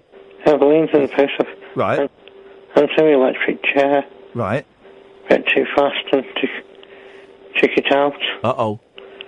So I'm banned. Or at least my chair is. Well, I don't think that... Can they ban you from the post office, miserable gits? Yeah. That's outrageous. That's outrageous. Well, I'm sorry to hear that, man. Although, you know, if you're a danger to people's health. So what do you do in the post office? Buy things. What things are you buying in there? Because they sell old people's things. No, not an old person. Yeah, well, they sell old person's things in there. I don't like the post office. Got stuck in there before. Okay, so right. Probably Parkinson's when you're young. People don't think you're ill, so you get stuck. When I first started getting Parkinson's, yeah, I tested my gyro. Yes. Oh, they can't ban you from the post office, Gerry. Just go in there and apologise and be slower. Well, I tried to turn around and you just freeze. You can't move. Yeah. So I asked me to turn me around and he didn't understand it. It's a weird disease. Yeah. Because they don't understand when young people get things. Yeah, I know, man. I'm going through a rough time. So I'm going to be... The doctors have lost my letter twice. See how they're changing my drugs? Yeah. The doctors have had the letter off the consultants and lost it twice. So I'm still on my old drugs.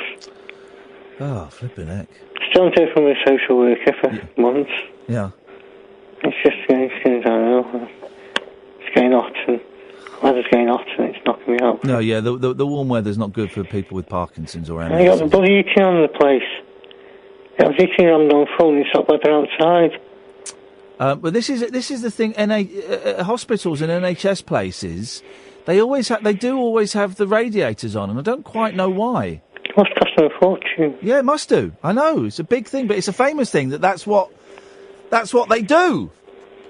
And the sugary drinks have gone up almost £1. Really? Pepsi's gone up £1. Aye. £2.89 for a 2-litre bottle. That's out. Well, that's out. Is that the sugar tax? Yeah. Well, I don't know. Outrageous. It's me. One little thing you like, a bit of sugar. It's a boost. I'm going to be honest, Gerry. I'm not giving you my full attention because I'm trying to buy bloody aftershave. I could Geo. That's a good one. What is? Geo. I could Geo. Or Ampuramani. I can't pronounce my H's. It's H-E. You can't. Well. I come from Stoke. Can't pronounce H's. You can't pronounce. Listen to Garth Crooks. You can tell he's a Stoke because he can't pronounce his H's. Trying to be all posh and I said something with an H and his will just collapses around him. Well, these are the things. Garth Crooks.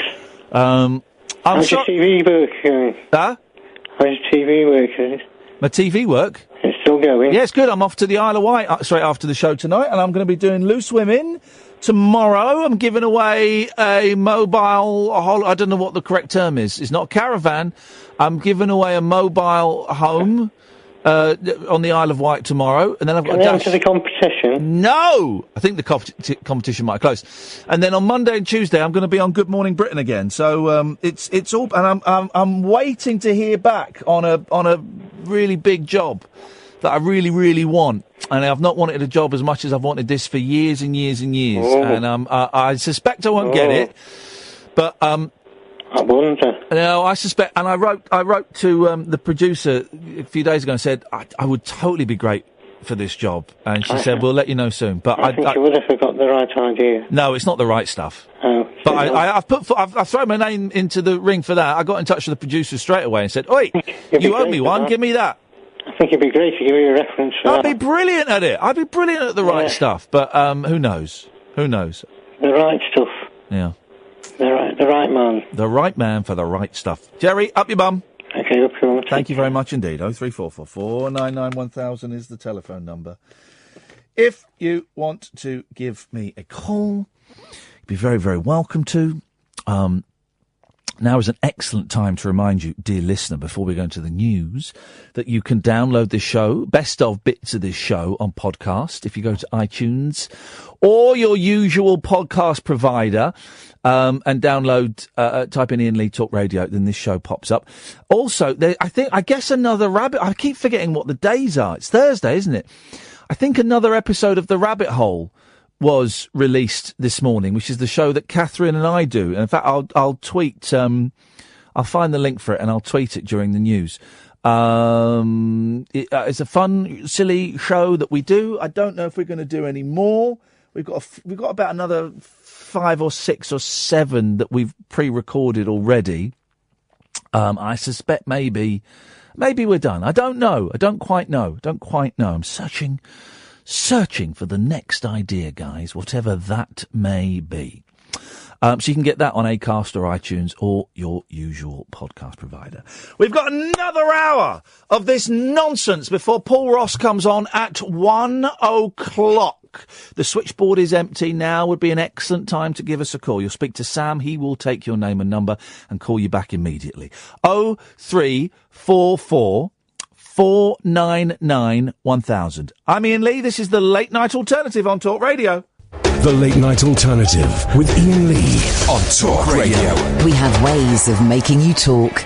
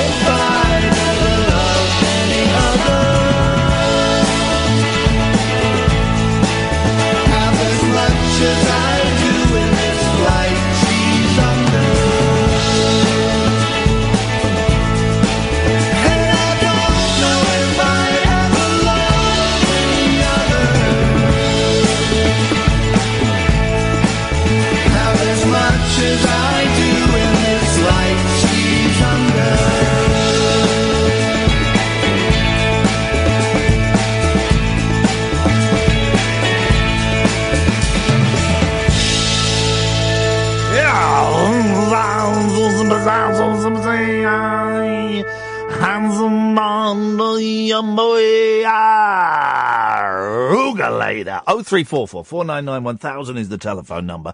The last hour of the show, goddammit, it's going to be sparky, it's going to be spunky, it's going to kick off. And who better to kick it off with than Mo? Hi, Ian. How are you? I'm okay, thanks, Mo. I was bigging you up there, Mo, and it was a little bit flaccid, but don't worry. I'm fine, Mo. How are you doing, brother? Yeah, I'm good, man. I'm good. What's going on? I want to ask you a bit of a personal question. I'm not sure you're going to answer. You're probably not going to answer. Okay. Well, hang on a second. If you think I'm not going to ask it, why do you think I'm not going to answer it? Because, like, I know you're probably just not going to answer. I just feel it. Well, then why ask it? No, just let me ask, because I said try, innit? I suppose so. Try. You've got to try. Okay. Well, this is an historic moment for both of us because I don't know what the question is. You don't know whether I'm going to answer it. Honestly, we're about to enter the random zone, right? Anything could happen. Let's see. Open the floor for me, then. The floor is open to Mo. Mo, welcome to the random zone. Fire away, Mo. So what was going through your mind when you were eating those strawberries and I'm a celebrity, get me out of here? When you did that selfish act. I thought you were going to ask like a really deep personal question. You're asking about some strawberries from 4 or 5 months ago. I tell you what was going through my mind. These strawberries taste delicious. Yeah, well, why would you do that to your team, man? When you knew your whole team could benefit from them, why would you do that? Well, they couldn't. It was 1 strawberry each. Well, it would be still nice for a team.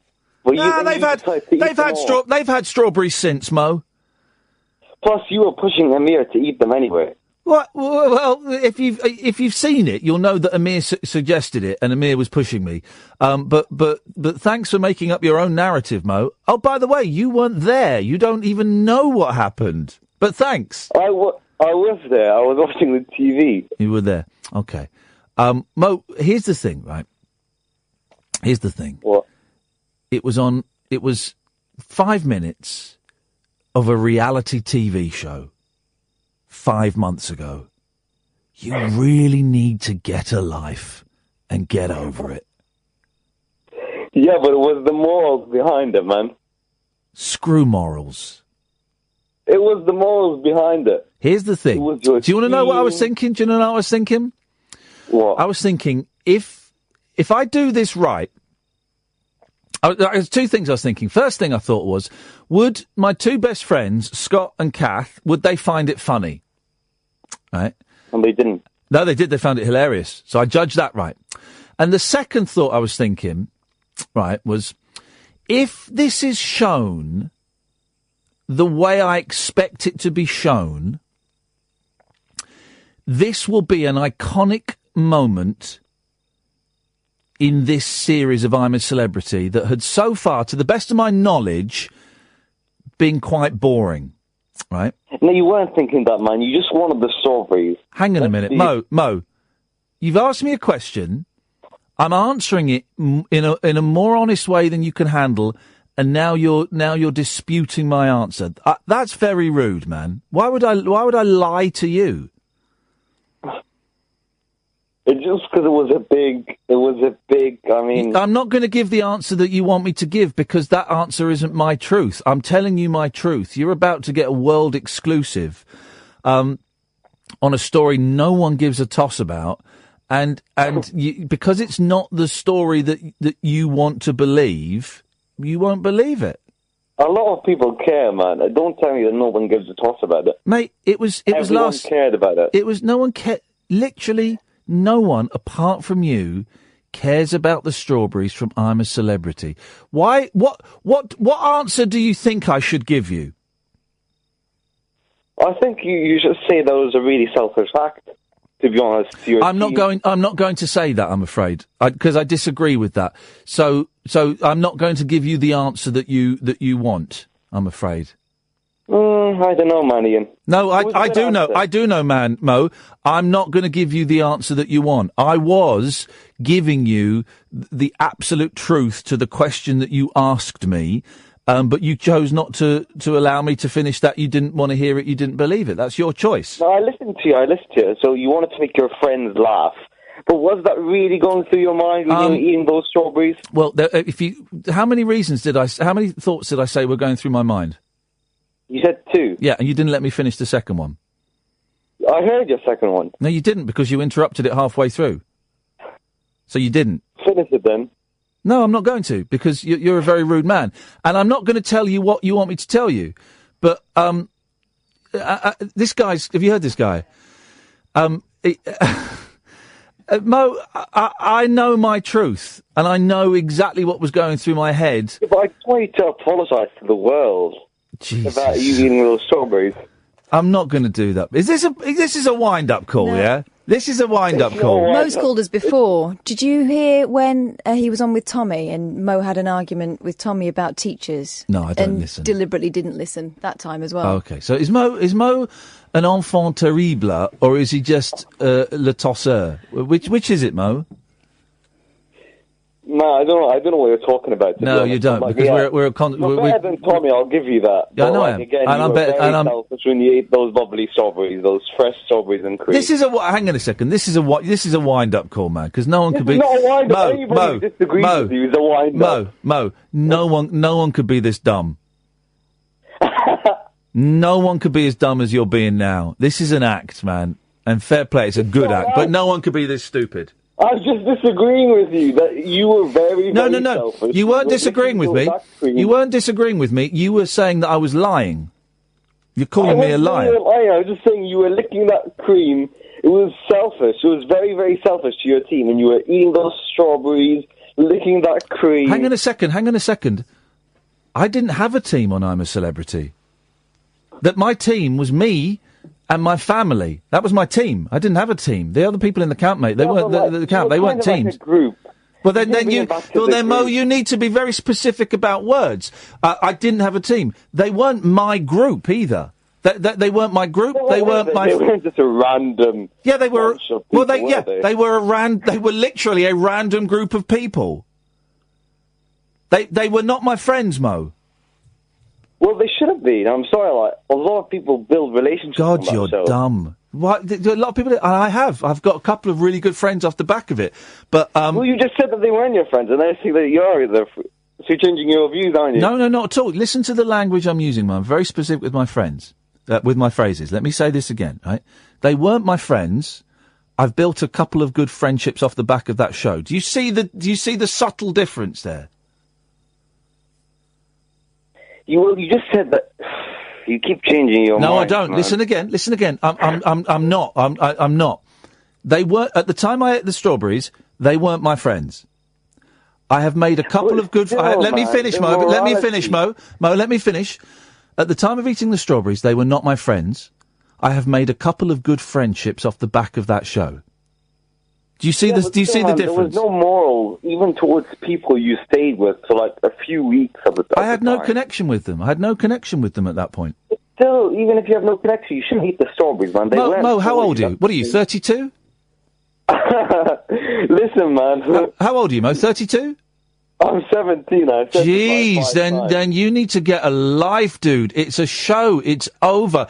They're already lining up the people for this year's I'm a Celebrity. Get over it, man. I've got over it. They've got over it. You need to get up. If Rebecca Vardy can get over the strawberries, then Mo in Watford needs to get over the strawberries. But it's still a selfish act. I just want to bring it back up to you. That was just a selfish act, and you really should apologise, to the people involved. I don't know if you saw the show. We obviously didn't watch the show because, what did I do shortly after eating the strawberries, Mo? What did I do? You were you felt bad, and then you just said, Amir, you covered up for Amir. No, yeah, I covered up for Amir, and I went, and what did I go and say to the boys and girls, my teammates? What did I say to them? But sorry, there we go. I said I'm sorry. I apologise, Mo. It's the easiest word. It's about the malls. If it was me, I would say no. I'm not going to eat those strawberries. Okay, Mo. Well, then you missed out on some delicious strawberries, and you missed out on being the highlight of the entire series. Well done, Mo. Yeah, but well you played. Would have been a man. You would have been a man. He's being the man nonsense. All right, Mo. Hey, thanks for the call, man. Cheers, man. There we go. He's good. I like him. Mo could have an argument in a phone box. He's good. I like Mo. I think he's playing a little game He's there. not. No, I think he is. We spoke to his dad. Oh, really? Yeah. Is his dad a knob as well? No, his dad seems... No, I think Mo was playing the game. No. No, a 17-year-old. I think he thinks he's being clever, but he just doesn't listen. No. Can you turn your phone off? Did you drop your girlfriend back? Stop being jealous. I'm a little bit. I don't like her more than you. Who do you like the most? I don't like either of you. Okay, no, fair enough, that'll do. The Late Night Alternative with Iain Lee. On air and off the leash. On Talk Radio. This is some show, huh? Yeah, Okay, it definitely is. just checking. Hey, Manny. Oh. Hello, Ian. Hello, Manny. Not dead yet. No. No, we're winning. How you feeling today, man? Not too bad. Yeah, a little bit better.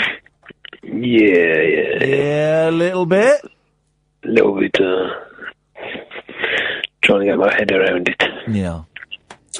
So what you been doing since we last spoke? Nothing really. Went shopping with the wife. Yeah. Nice bit of normality and mundanity. That's what we need sometimes. Back to normality. Yeah, that's what we need sometimes. Trying to. You know, sometimes you get like a voice in your head. Yeah. You I know. You probably understand. Yeah. Do this. Do that. Just popping at you all the time. Yeah. And then there's other people. Well, so hang on, what is this voice in your head telling you to do? Kill yourself? Sort of. Houses. You've spoken to a doctor about that? Yeah, they put me on that, amitriptyline. But she didn't want me to go on there because I took it. It was like, oh God, it's like a zombie. It's only a very little tablet. Yeah. It's like makes you like a zombie, doesn't it? So I did take them for a bit, but no, I couldn't wake up and then just fall asleep all the time. Yeah, it's getting that balance, isn't it? Weaned me off them slowly. And there was another one, I can't remember the name of that one. So I'm trying to stay off the tablet, those two anyway, and the drink. Stay off the drink, man. Stay off the drink, definitely. Yeah. And I wasn't on the drink, that much. A couple of shots a night. And it was only Monday, Wednesday, and Friday and Saturday. Yeah. Maybe not even Saturday sometimes, Just hang on, you said nearly every day of the week then. You missed out 2.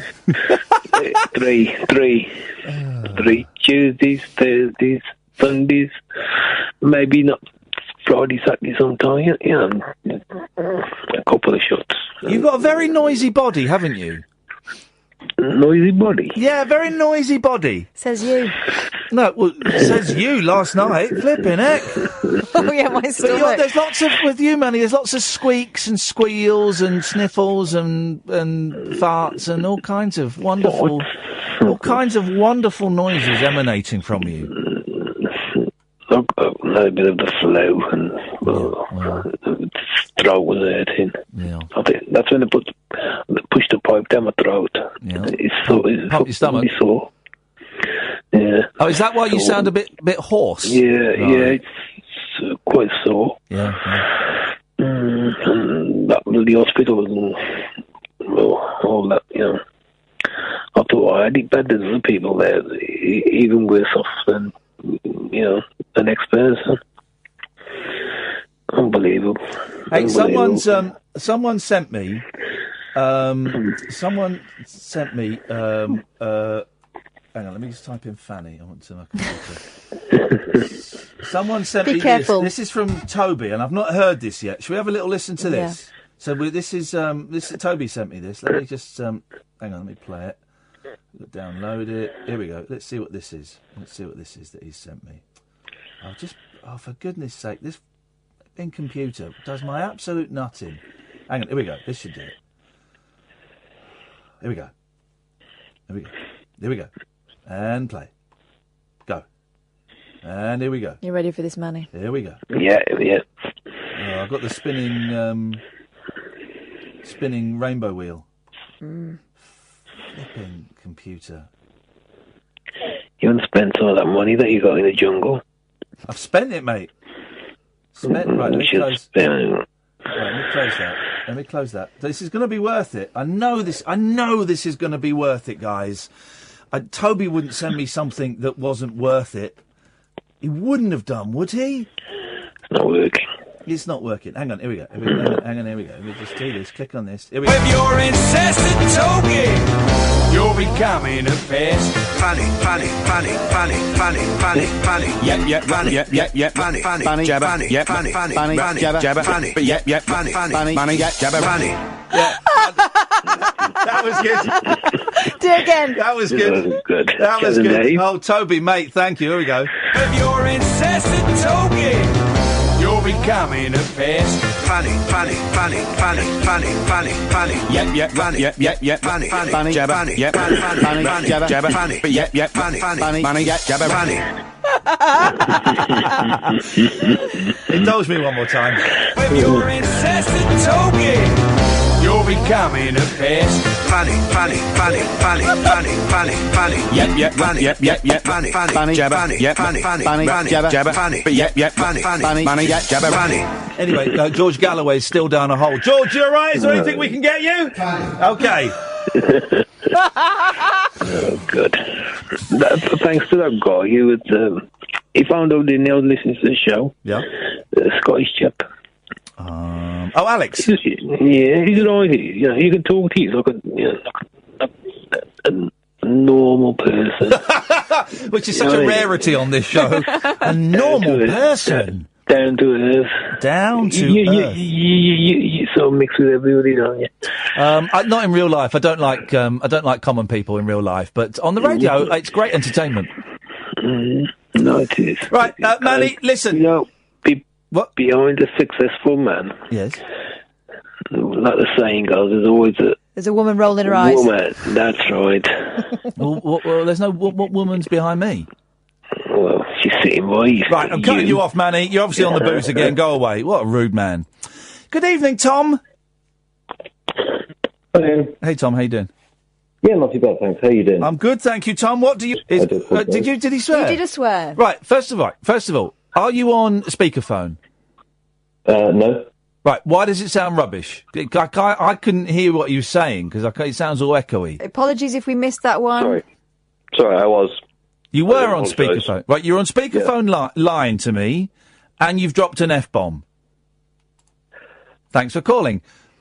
Catherine, I think, hit the dump button in time because she's a professional. But if it didn't, then that swear word went out, you'd have heard it on Periscope. If it went out on the radio, sincere apologies. I couldn't hear what you were saying. Let's try Paul. Good evening, Paul. Good evening, Buzz. How you doing? Are you on speakerphone? No, I just got a crap phone. Okay, fair enough. Fair enough. I respect that. I'm not going to cut him off for being poor. Right, no F-bombs. No F-bombs. Proceed. Go. None at all. Yeah, obviously I've called you 3 or 4 times now, and I'm feeling sexy stuff to tell you. Yes. So I thought I'd tell you that I have had like anxiety and stuff for quite a while. Yeah. But it's bad at the minute. But yesterday and today I've actually left the house on my own. Here we go. By 8 weeks. Here we go. This is brilliant, Paul. Congratulations, man. Yeah, Where did you go? Where did you go? Where did you choose to go? Well, yes, I didn't choose to go yesterday, unfortunately. I had to go to a meeting with work, just to, kind of see where I am and how I'm doing and things. And today I just went to the shop and the cash machine. Brilliant. That was about it. No, really. but that's brilliant. Yeah. That's brilliant, man. I totally get how that is a huge achievement. Congratulations. Thank you, buddy. How did you feel? How did you feel when you got back?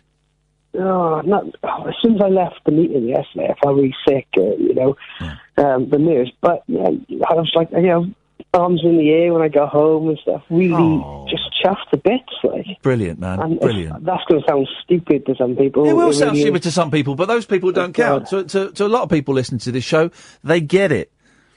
So congratulations. You should be very proud of yourself. I really am. Thank you very much. Next, you're going to be hitchhiking all around the world for a year. Yeah, and the thing is, I used to be me. Yeah. That was me, like, and yeah, I want to get back to that, you know? Well, hang on, you actually hitchhiked around the world in a year? No, but I went, you know, I did some travelling on my own and stuff, went to a few countries, went to Stockholm and Paris and Rome and a few other places on my own. Yeah. And then what? Was there a point? Was there an event that changed that you know forced you to get anxious and things, or did it just happen naturally? Yeah, there probably were trigger points. You know, I lost my dad about 7 years ago when I was doing my teacher training. Yeah. And then the anxiety started about 4 years ago, and it was pretty much when my wife was pregnant with a little boy. And I don't know, it just kind of came on then. But this time, God, yeah, there's a trigger this time. Because I'd stepped down tablets and stuff, and I was doing okay. Yeah. You know, I'd had some time off work in the past, but I've been back in work for about a year or so, and I've been fine.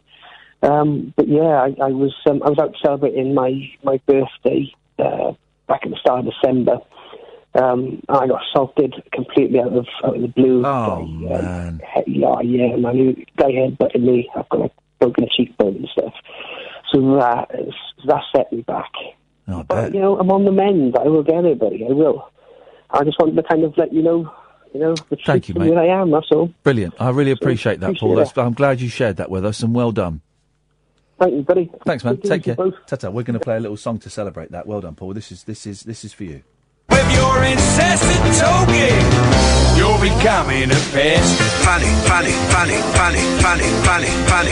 Yep, fanny, yep, fanny, fanny, jabber, yep, fanny, fanny, jabber, fanny, yep, fanny, fanny, jabber, fanny.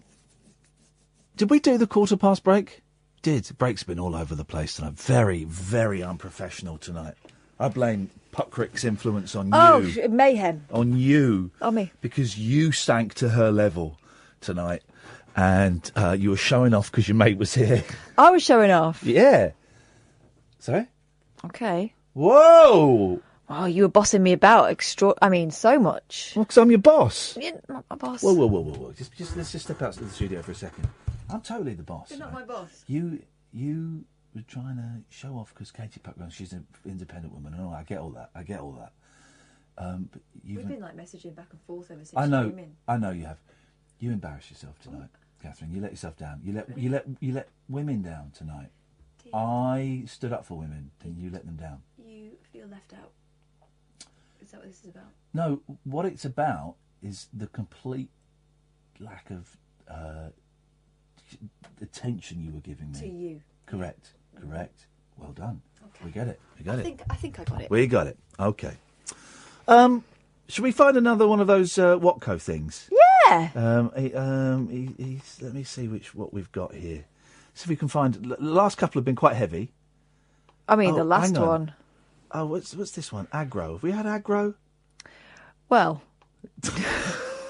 I don't think we've had aggro. Feels like I've had a lot of aggro lately. Go on. Right. So this is Iain Watkins, Watco, 5 minutes of aggro. I get angry, so I actually had to go to anger management, and that's what I did. Last year, I had a course in anger management, and they taught us how to, if I'm going to get into an argument with anybody, is to get out of the way, and I find it helpful. If I'm honest, I hate conflict, but because of the jobs that I've done, leading organisations and sales operations and businesses, you have to deal with conflict. The best advice I could give anybody is to nip things in the bud early, is say things before they get out of control, is be open and honest really, because then you avoid conflict. But you avoid conflict by having conflict, if you understand what I mean. But have the conflict early. It's easier to solve a small problem than it is to solve a big problem, and if you don't confront something early enough, you'll end up with a big problem later. I've had some confrontations that I'm not proud of. I've had some fisticuff battles that I'm not proud of. But it's never been, it wasn't a situation where I caused the problem. It was a situation where I tried to defuse the problem. And the blows were thrown, and it was like, you can throw your blows, but I've got a right to defend myself. So, but no, I've had some real bad arguments, and I've lost, as I said earlier, I've lost some friends over arguments, and I'm not always right. But it's not very often I'm wrong. Loads of arguments. I'm terrible, I am. I fight for my corner with everything and anything. If I treat people right, and I expect to be treated the way I treat people, and it doesn't happen. And if somebody says something, I only had something the other day on eBay, and I've made 6 phone calls over this, and I said, this person told me that this was going to happen, and it's not. I had an argument with my mother many, many years ago because she bought both bikes. She had a tandem bike in blue and in red, and mine was blue. And no, it's the other way around. Hers was blue and mine was red. And she bought a really heavy bike, and I wanted a racing bike. And I always was annoyed that she bought this really heavy bike, which I found very difficult to ride. And then when I was about 14 or 15, a friend of mine from school was selling his racing bike, and I wanted a racing bike. And I said I wanted this bike. And my dad said, well, if you want that racing bike, you have to sell your train set. I said, what? He said, if you want to ride, he says, you've had this, that and the other this year. If you want a racing bike, you've got to pay for it, so you have to sell something. And I had to sell my train set. It's the one thing that I've always really been annoyed about and angry with my dad about. It was a geezer. When I was into gear, there was a geezer that used to come around with videos, and he'd give you some to hire out to your neighbours. And because I was a junkie at the time, I got a bit behind. They come from Essex, these geezers, and you don't muck about with geezers from Essex. And I just got myself an old motor, and I didn't have the money to pay him, so he went away. Got up next morning, I went out to get the car, all my windows were smashed. I knew straight away who'd done it. All my windows were smashed. I phoned him, I said I'll get the money in a couple of days. Went over to his house, me and my brother. This was late at night, and we had the money, and we knocked on his door. His missus come to the door, and the geezer's jumped out behind her, and he's got this pole with a chain, like you see in these Hercules films with the thing sticking out the ball. And the geezer was going to go into one, and we had the money. No, we did have the money, but he didn't know who it was at first. He thought someone was having a go at the door. So it's a medieval mace. Yeah, that's it. Yeah, with them metal spike things on that ball at the end of the chain, and they got the wooden bit, haven't they? One of them, I don't know if they're still mad over there, but they used to be mad. Domestics, probably. I think once I've spent all my wages on a sports car, and I didn't tell my wife until I got home, because I was so desperate. I passed my test and I wanted a sports car, and one came up in the paper when I was at work, and it was payday. It was really naughty. I got some flack for that. It was a Spitfire, a Mark II Triumph Spitfire. She was all right a few weeks later when we recovered. What were you having an argument about then? We'll argue about anything. It's not often that I'll start it. Somebody can say something to me and I'll just kick off for no reason whatsoever. And I hate myself for it. Give me an idea of the smallest thing you've had an argument. About not putting any sugar in my coffee when they've made me one. And it's gone on for 2 or 3 hours. I don't want to lose an argument, and the person involved don't want to lose an argument. I'll turn around and I'll say, right, if you don't put my sugar in my coffee, you'll be wearing it.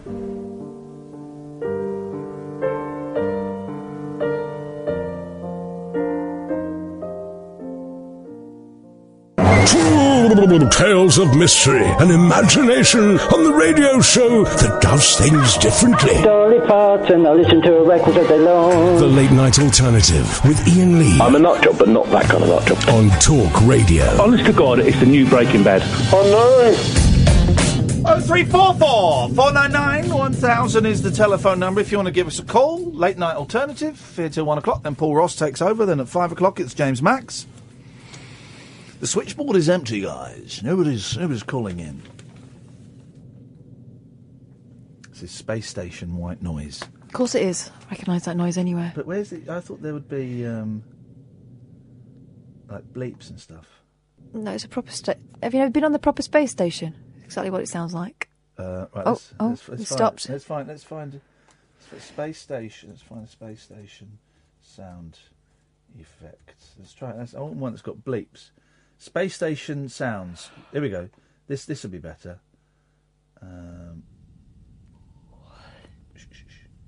Here we go.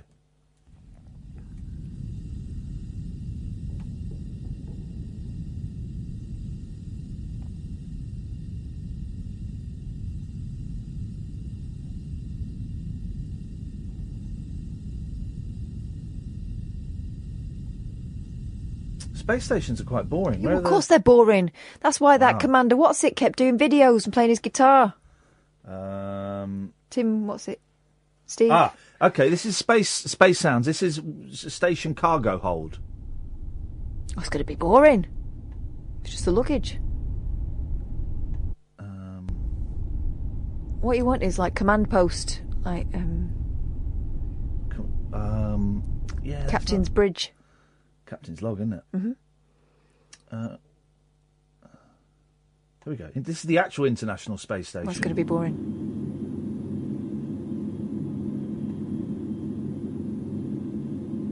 Hang on a minute. Here we go. This is this is by Chris Hadfield. Chris. Colonel Chris. No, Hadfield. it's COL. Yep.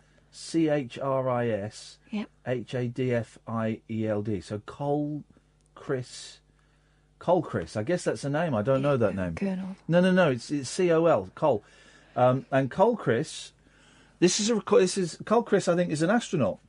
This is a recording of the background noise of the US lab on the International Space Station, recorded by.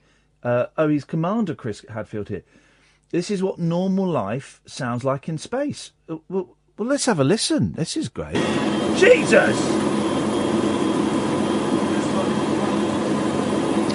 Flipping heck, no wonder they can't hear you scream.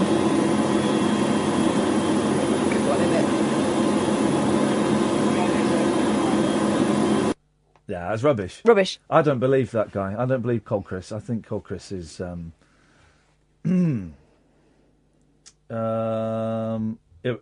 here we go. This will be it. This is what a space station sounds like. This is like docking in a space station. Here we go. Oh, hang on, press the button. Here we go.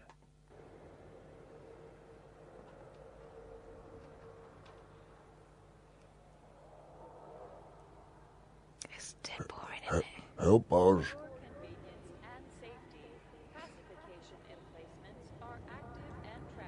Oh. Help us, we are dying. Our people are dying. Our people are dying. We are being attacked. I am the last of my kind. Apart from the children of my planet. My planet, the people are dying. We are being attacked. They are demanding. They have raped our planet of all its resources. Please help us. We are dying. Winston Churchill. We are dying. We are dying. Help us. Help us. We are dying. I cannot breathe your air. I'm dying. Put your helmet back on. I'm dying. I'm dying. Help me. I'm dying. Help me. I'm dying. You're going to be 45 in about, 3 weeks? I will not make 45. I am dying. 45 on my planet is a baby. We live for many millennia. Good one. I'm a baby. God, Dear me, yeah, that's... Let's go to Lee. Good evening, Lee. Good evening. How's it going? It's going all right, mate. What you got for us? Good. I just thought I'd call. I'm calling from Canada. Show off. I've been living here. Wow. Well, I can now listen to the radio. When I was at home, I'd be sort of working pretty normal hours, but now I sort of finish off in the afternoon. Beautiful. And stick you lot on and I listen try and live. finish off So in the now I'm afternoon calling. when I can. Well, listen, you should try it. So, how long have you been in Canada for, Lee? It's coming up to a year. Are you in... Whereabouts in Canada are you? In Vancouver. Oh, okay. Yeah. Yeah. I've only It's been good. to Montreal. That's the only place I know. Yeah. In Canada. Cool. Well, I've been listening for about 4 or 5 years, but this is the first time I've rung in. Hey, nice. Always been a little bit nervous to. It's a weird thing to do, calling into this nonsense. It's you know. strange. Well, you've called in. It's strange. What do you have for us? Yeah. I just wanted to just say hello, basically. Hello. Yeah. My people are dying, Lee. Lee, my people are dying. Can you save my planet? Please save my planet. My people are dying. 4 years he's been waiting for this call. I know.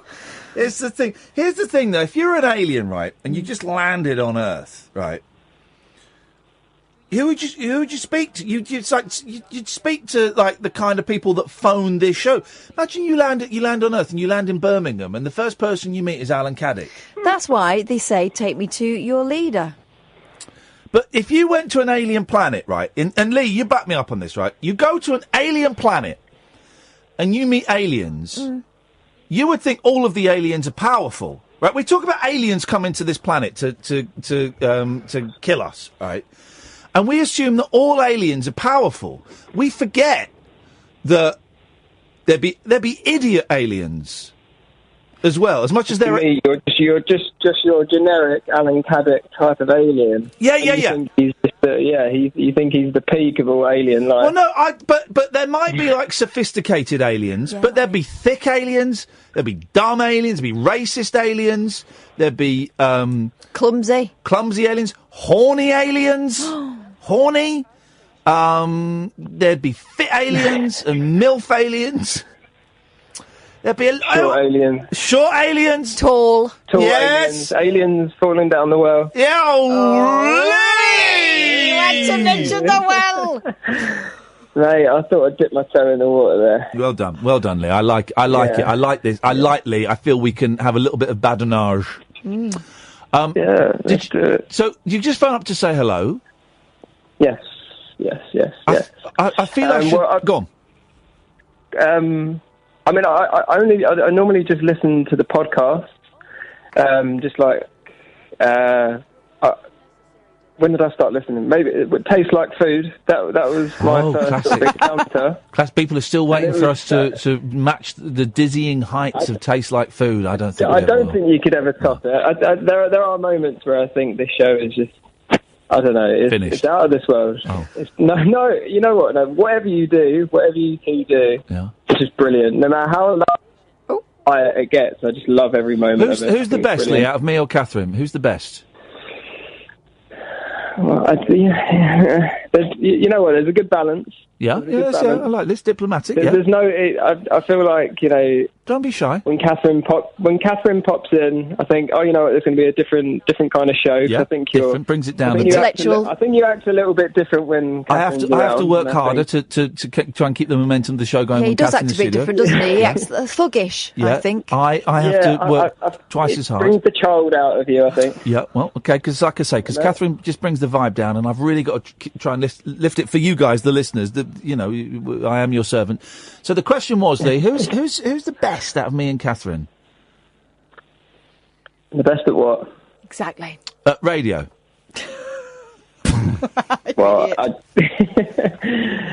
Iain, you are the best, mate. Thank you very much. The best. That's it. The ultimate. There we go. The ultimate, he said there. He knows that will please you. He knows I don't mind. No, he knows that I like the truth. Katherine doesn't need. I don't need fluffing. You, no, of course not, because she's not up to that standard yet, and I respect that, Lee. Lee said, she's "I'm the ultimate." She's still working her way through the industry. Isn't she? From the bottom up, and she's really still at the bottom, learning from the best. Exactly. This guy is great. This guy. Why have we sent? Can you not hear him laughing? He's laughing at you because you're pathetic. Kat, why have we sent all the good guys to Canada? All the good guys, Lee. That's it. That's it, man. We sent all the good guys to Canada. Yeah. I don't. Actually, you're right. I don't know anyone else that we've sent to Canada. Does Canada have a good history of serial killers, Lee? Yeah. You know what? I've been listening to My Favourite Murder. Oh. Have you listened to that podcast? No, I don't know that. What's that about then? I've not, but I like the sound of it. You will love it. It's just these two American girls, and they bring up their two favourite murders. Yeah. And recently, they had one from Toronto. I can't remember. I think it might have been like a baby killer. Oh God, pretty disgusting. Yeah. Yeah, it was dark. It was so dark. Well, I know what I'm going to do to help promote their podcast. I'm going to go and murder them. Just one of them? No, both. Going to kill them both. Okay. Well, but then no one would. No, they won't be. It's better if you just kill one. Listen, and the other one can carry on the podcast. Well, John Lennon's last album, Double Fantasies, is a stinker, right? It wasn't selling until he got shot.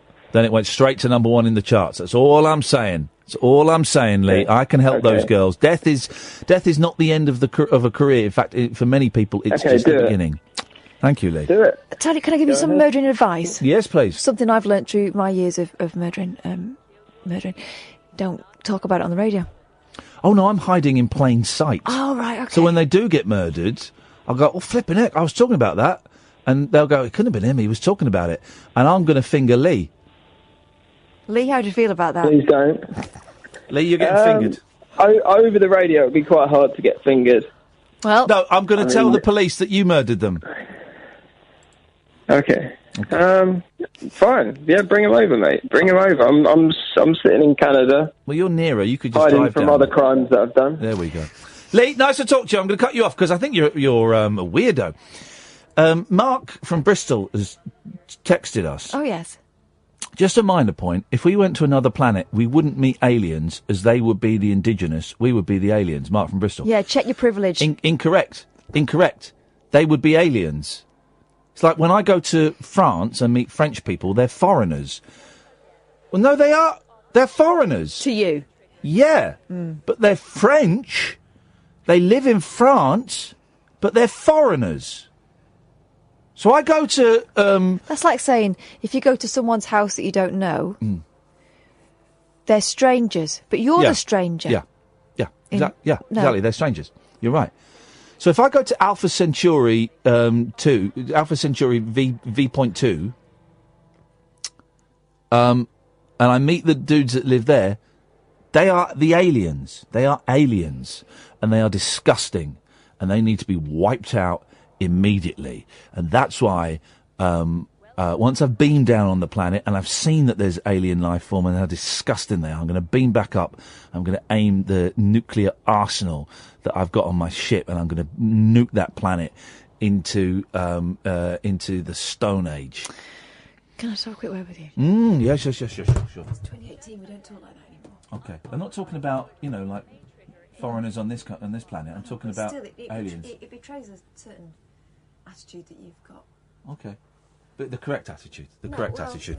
Dirty aliens. Dirty aliens. They're weird penises on their heads and their vaginas in their ear. Disgusting, dirty creatures with their... Whose penis is on their head? The aliens' penises right, are on their head, and their vaginas are in their ears, and some of them have testicles as chins. So they deserve to be nuked. And I look forward to being the one. To nuke them. Because they look different. Pretty much. Pretty much. Yes, I think so.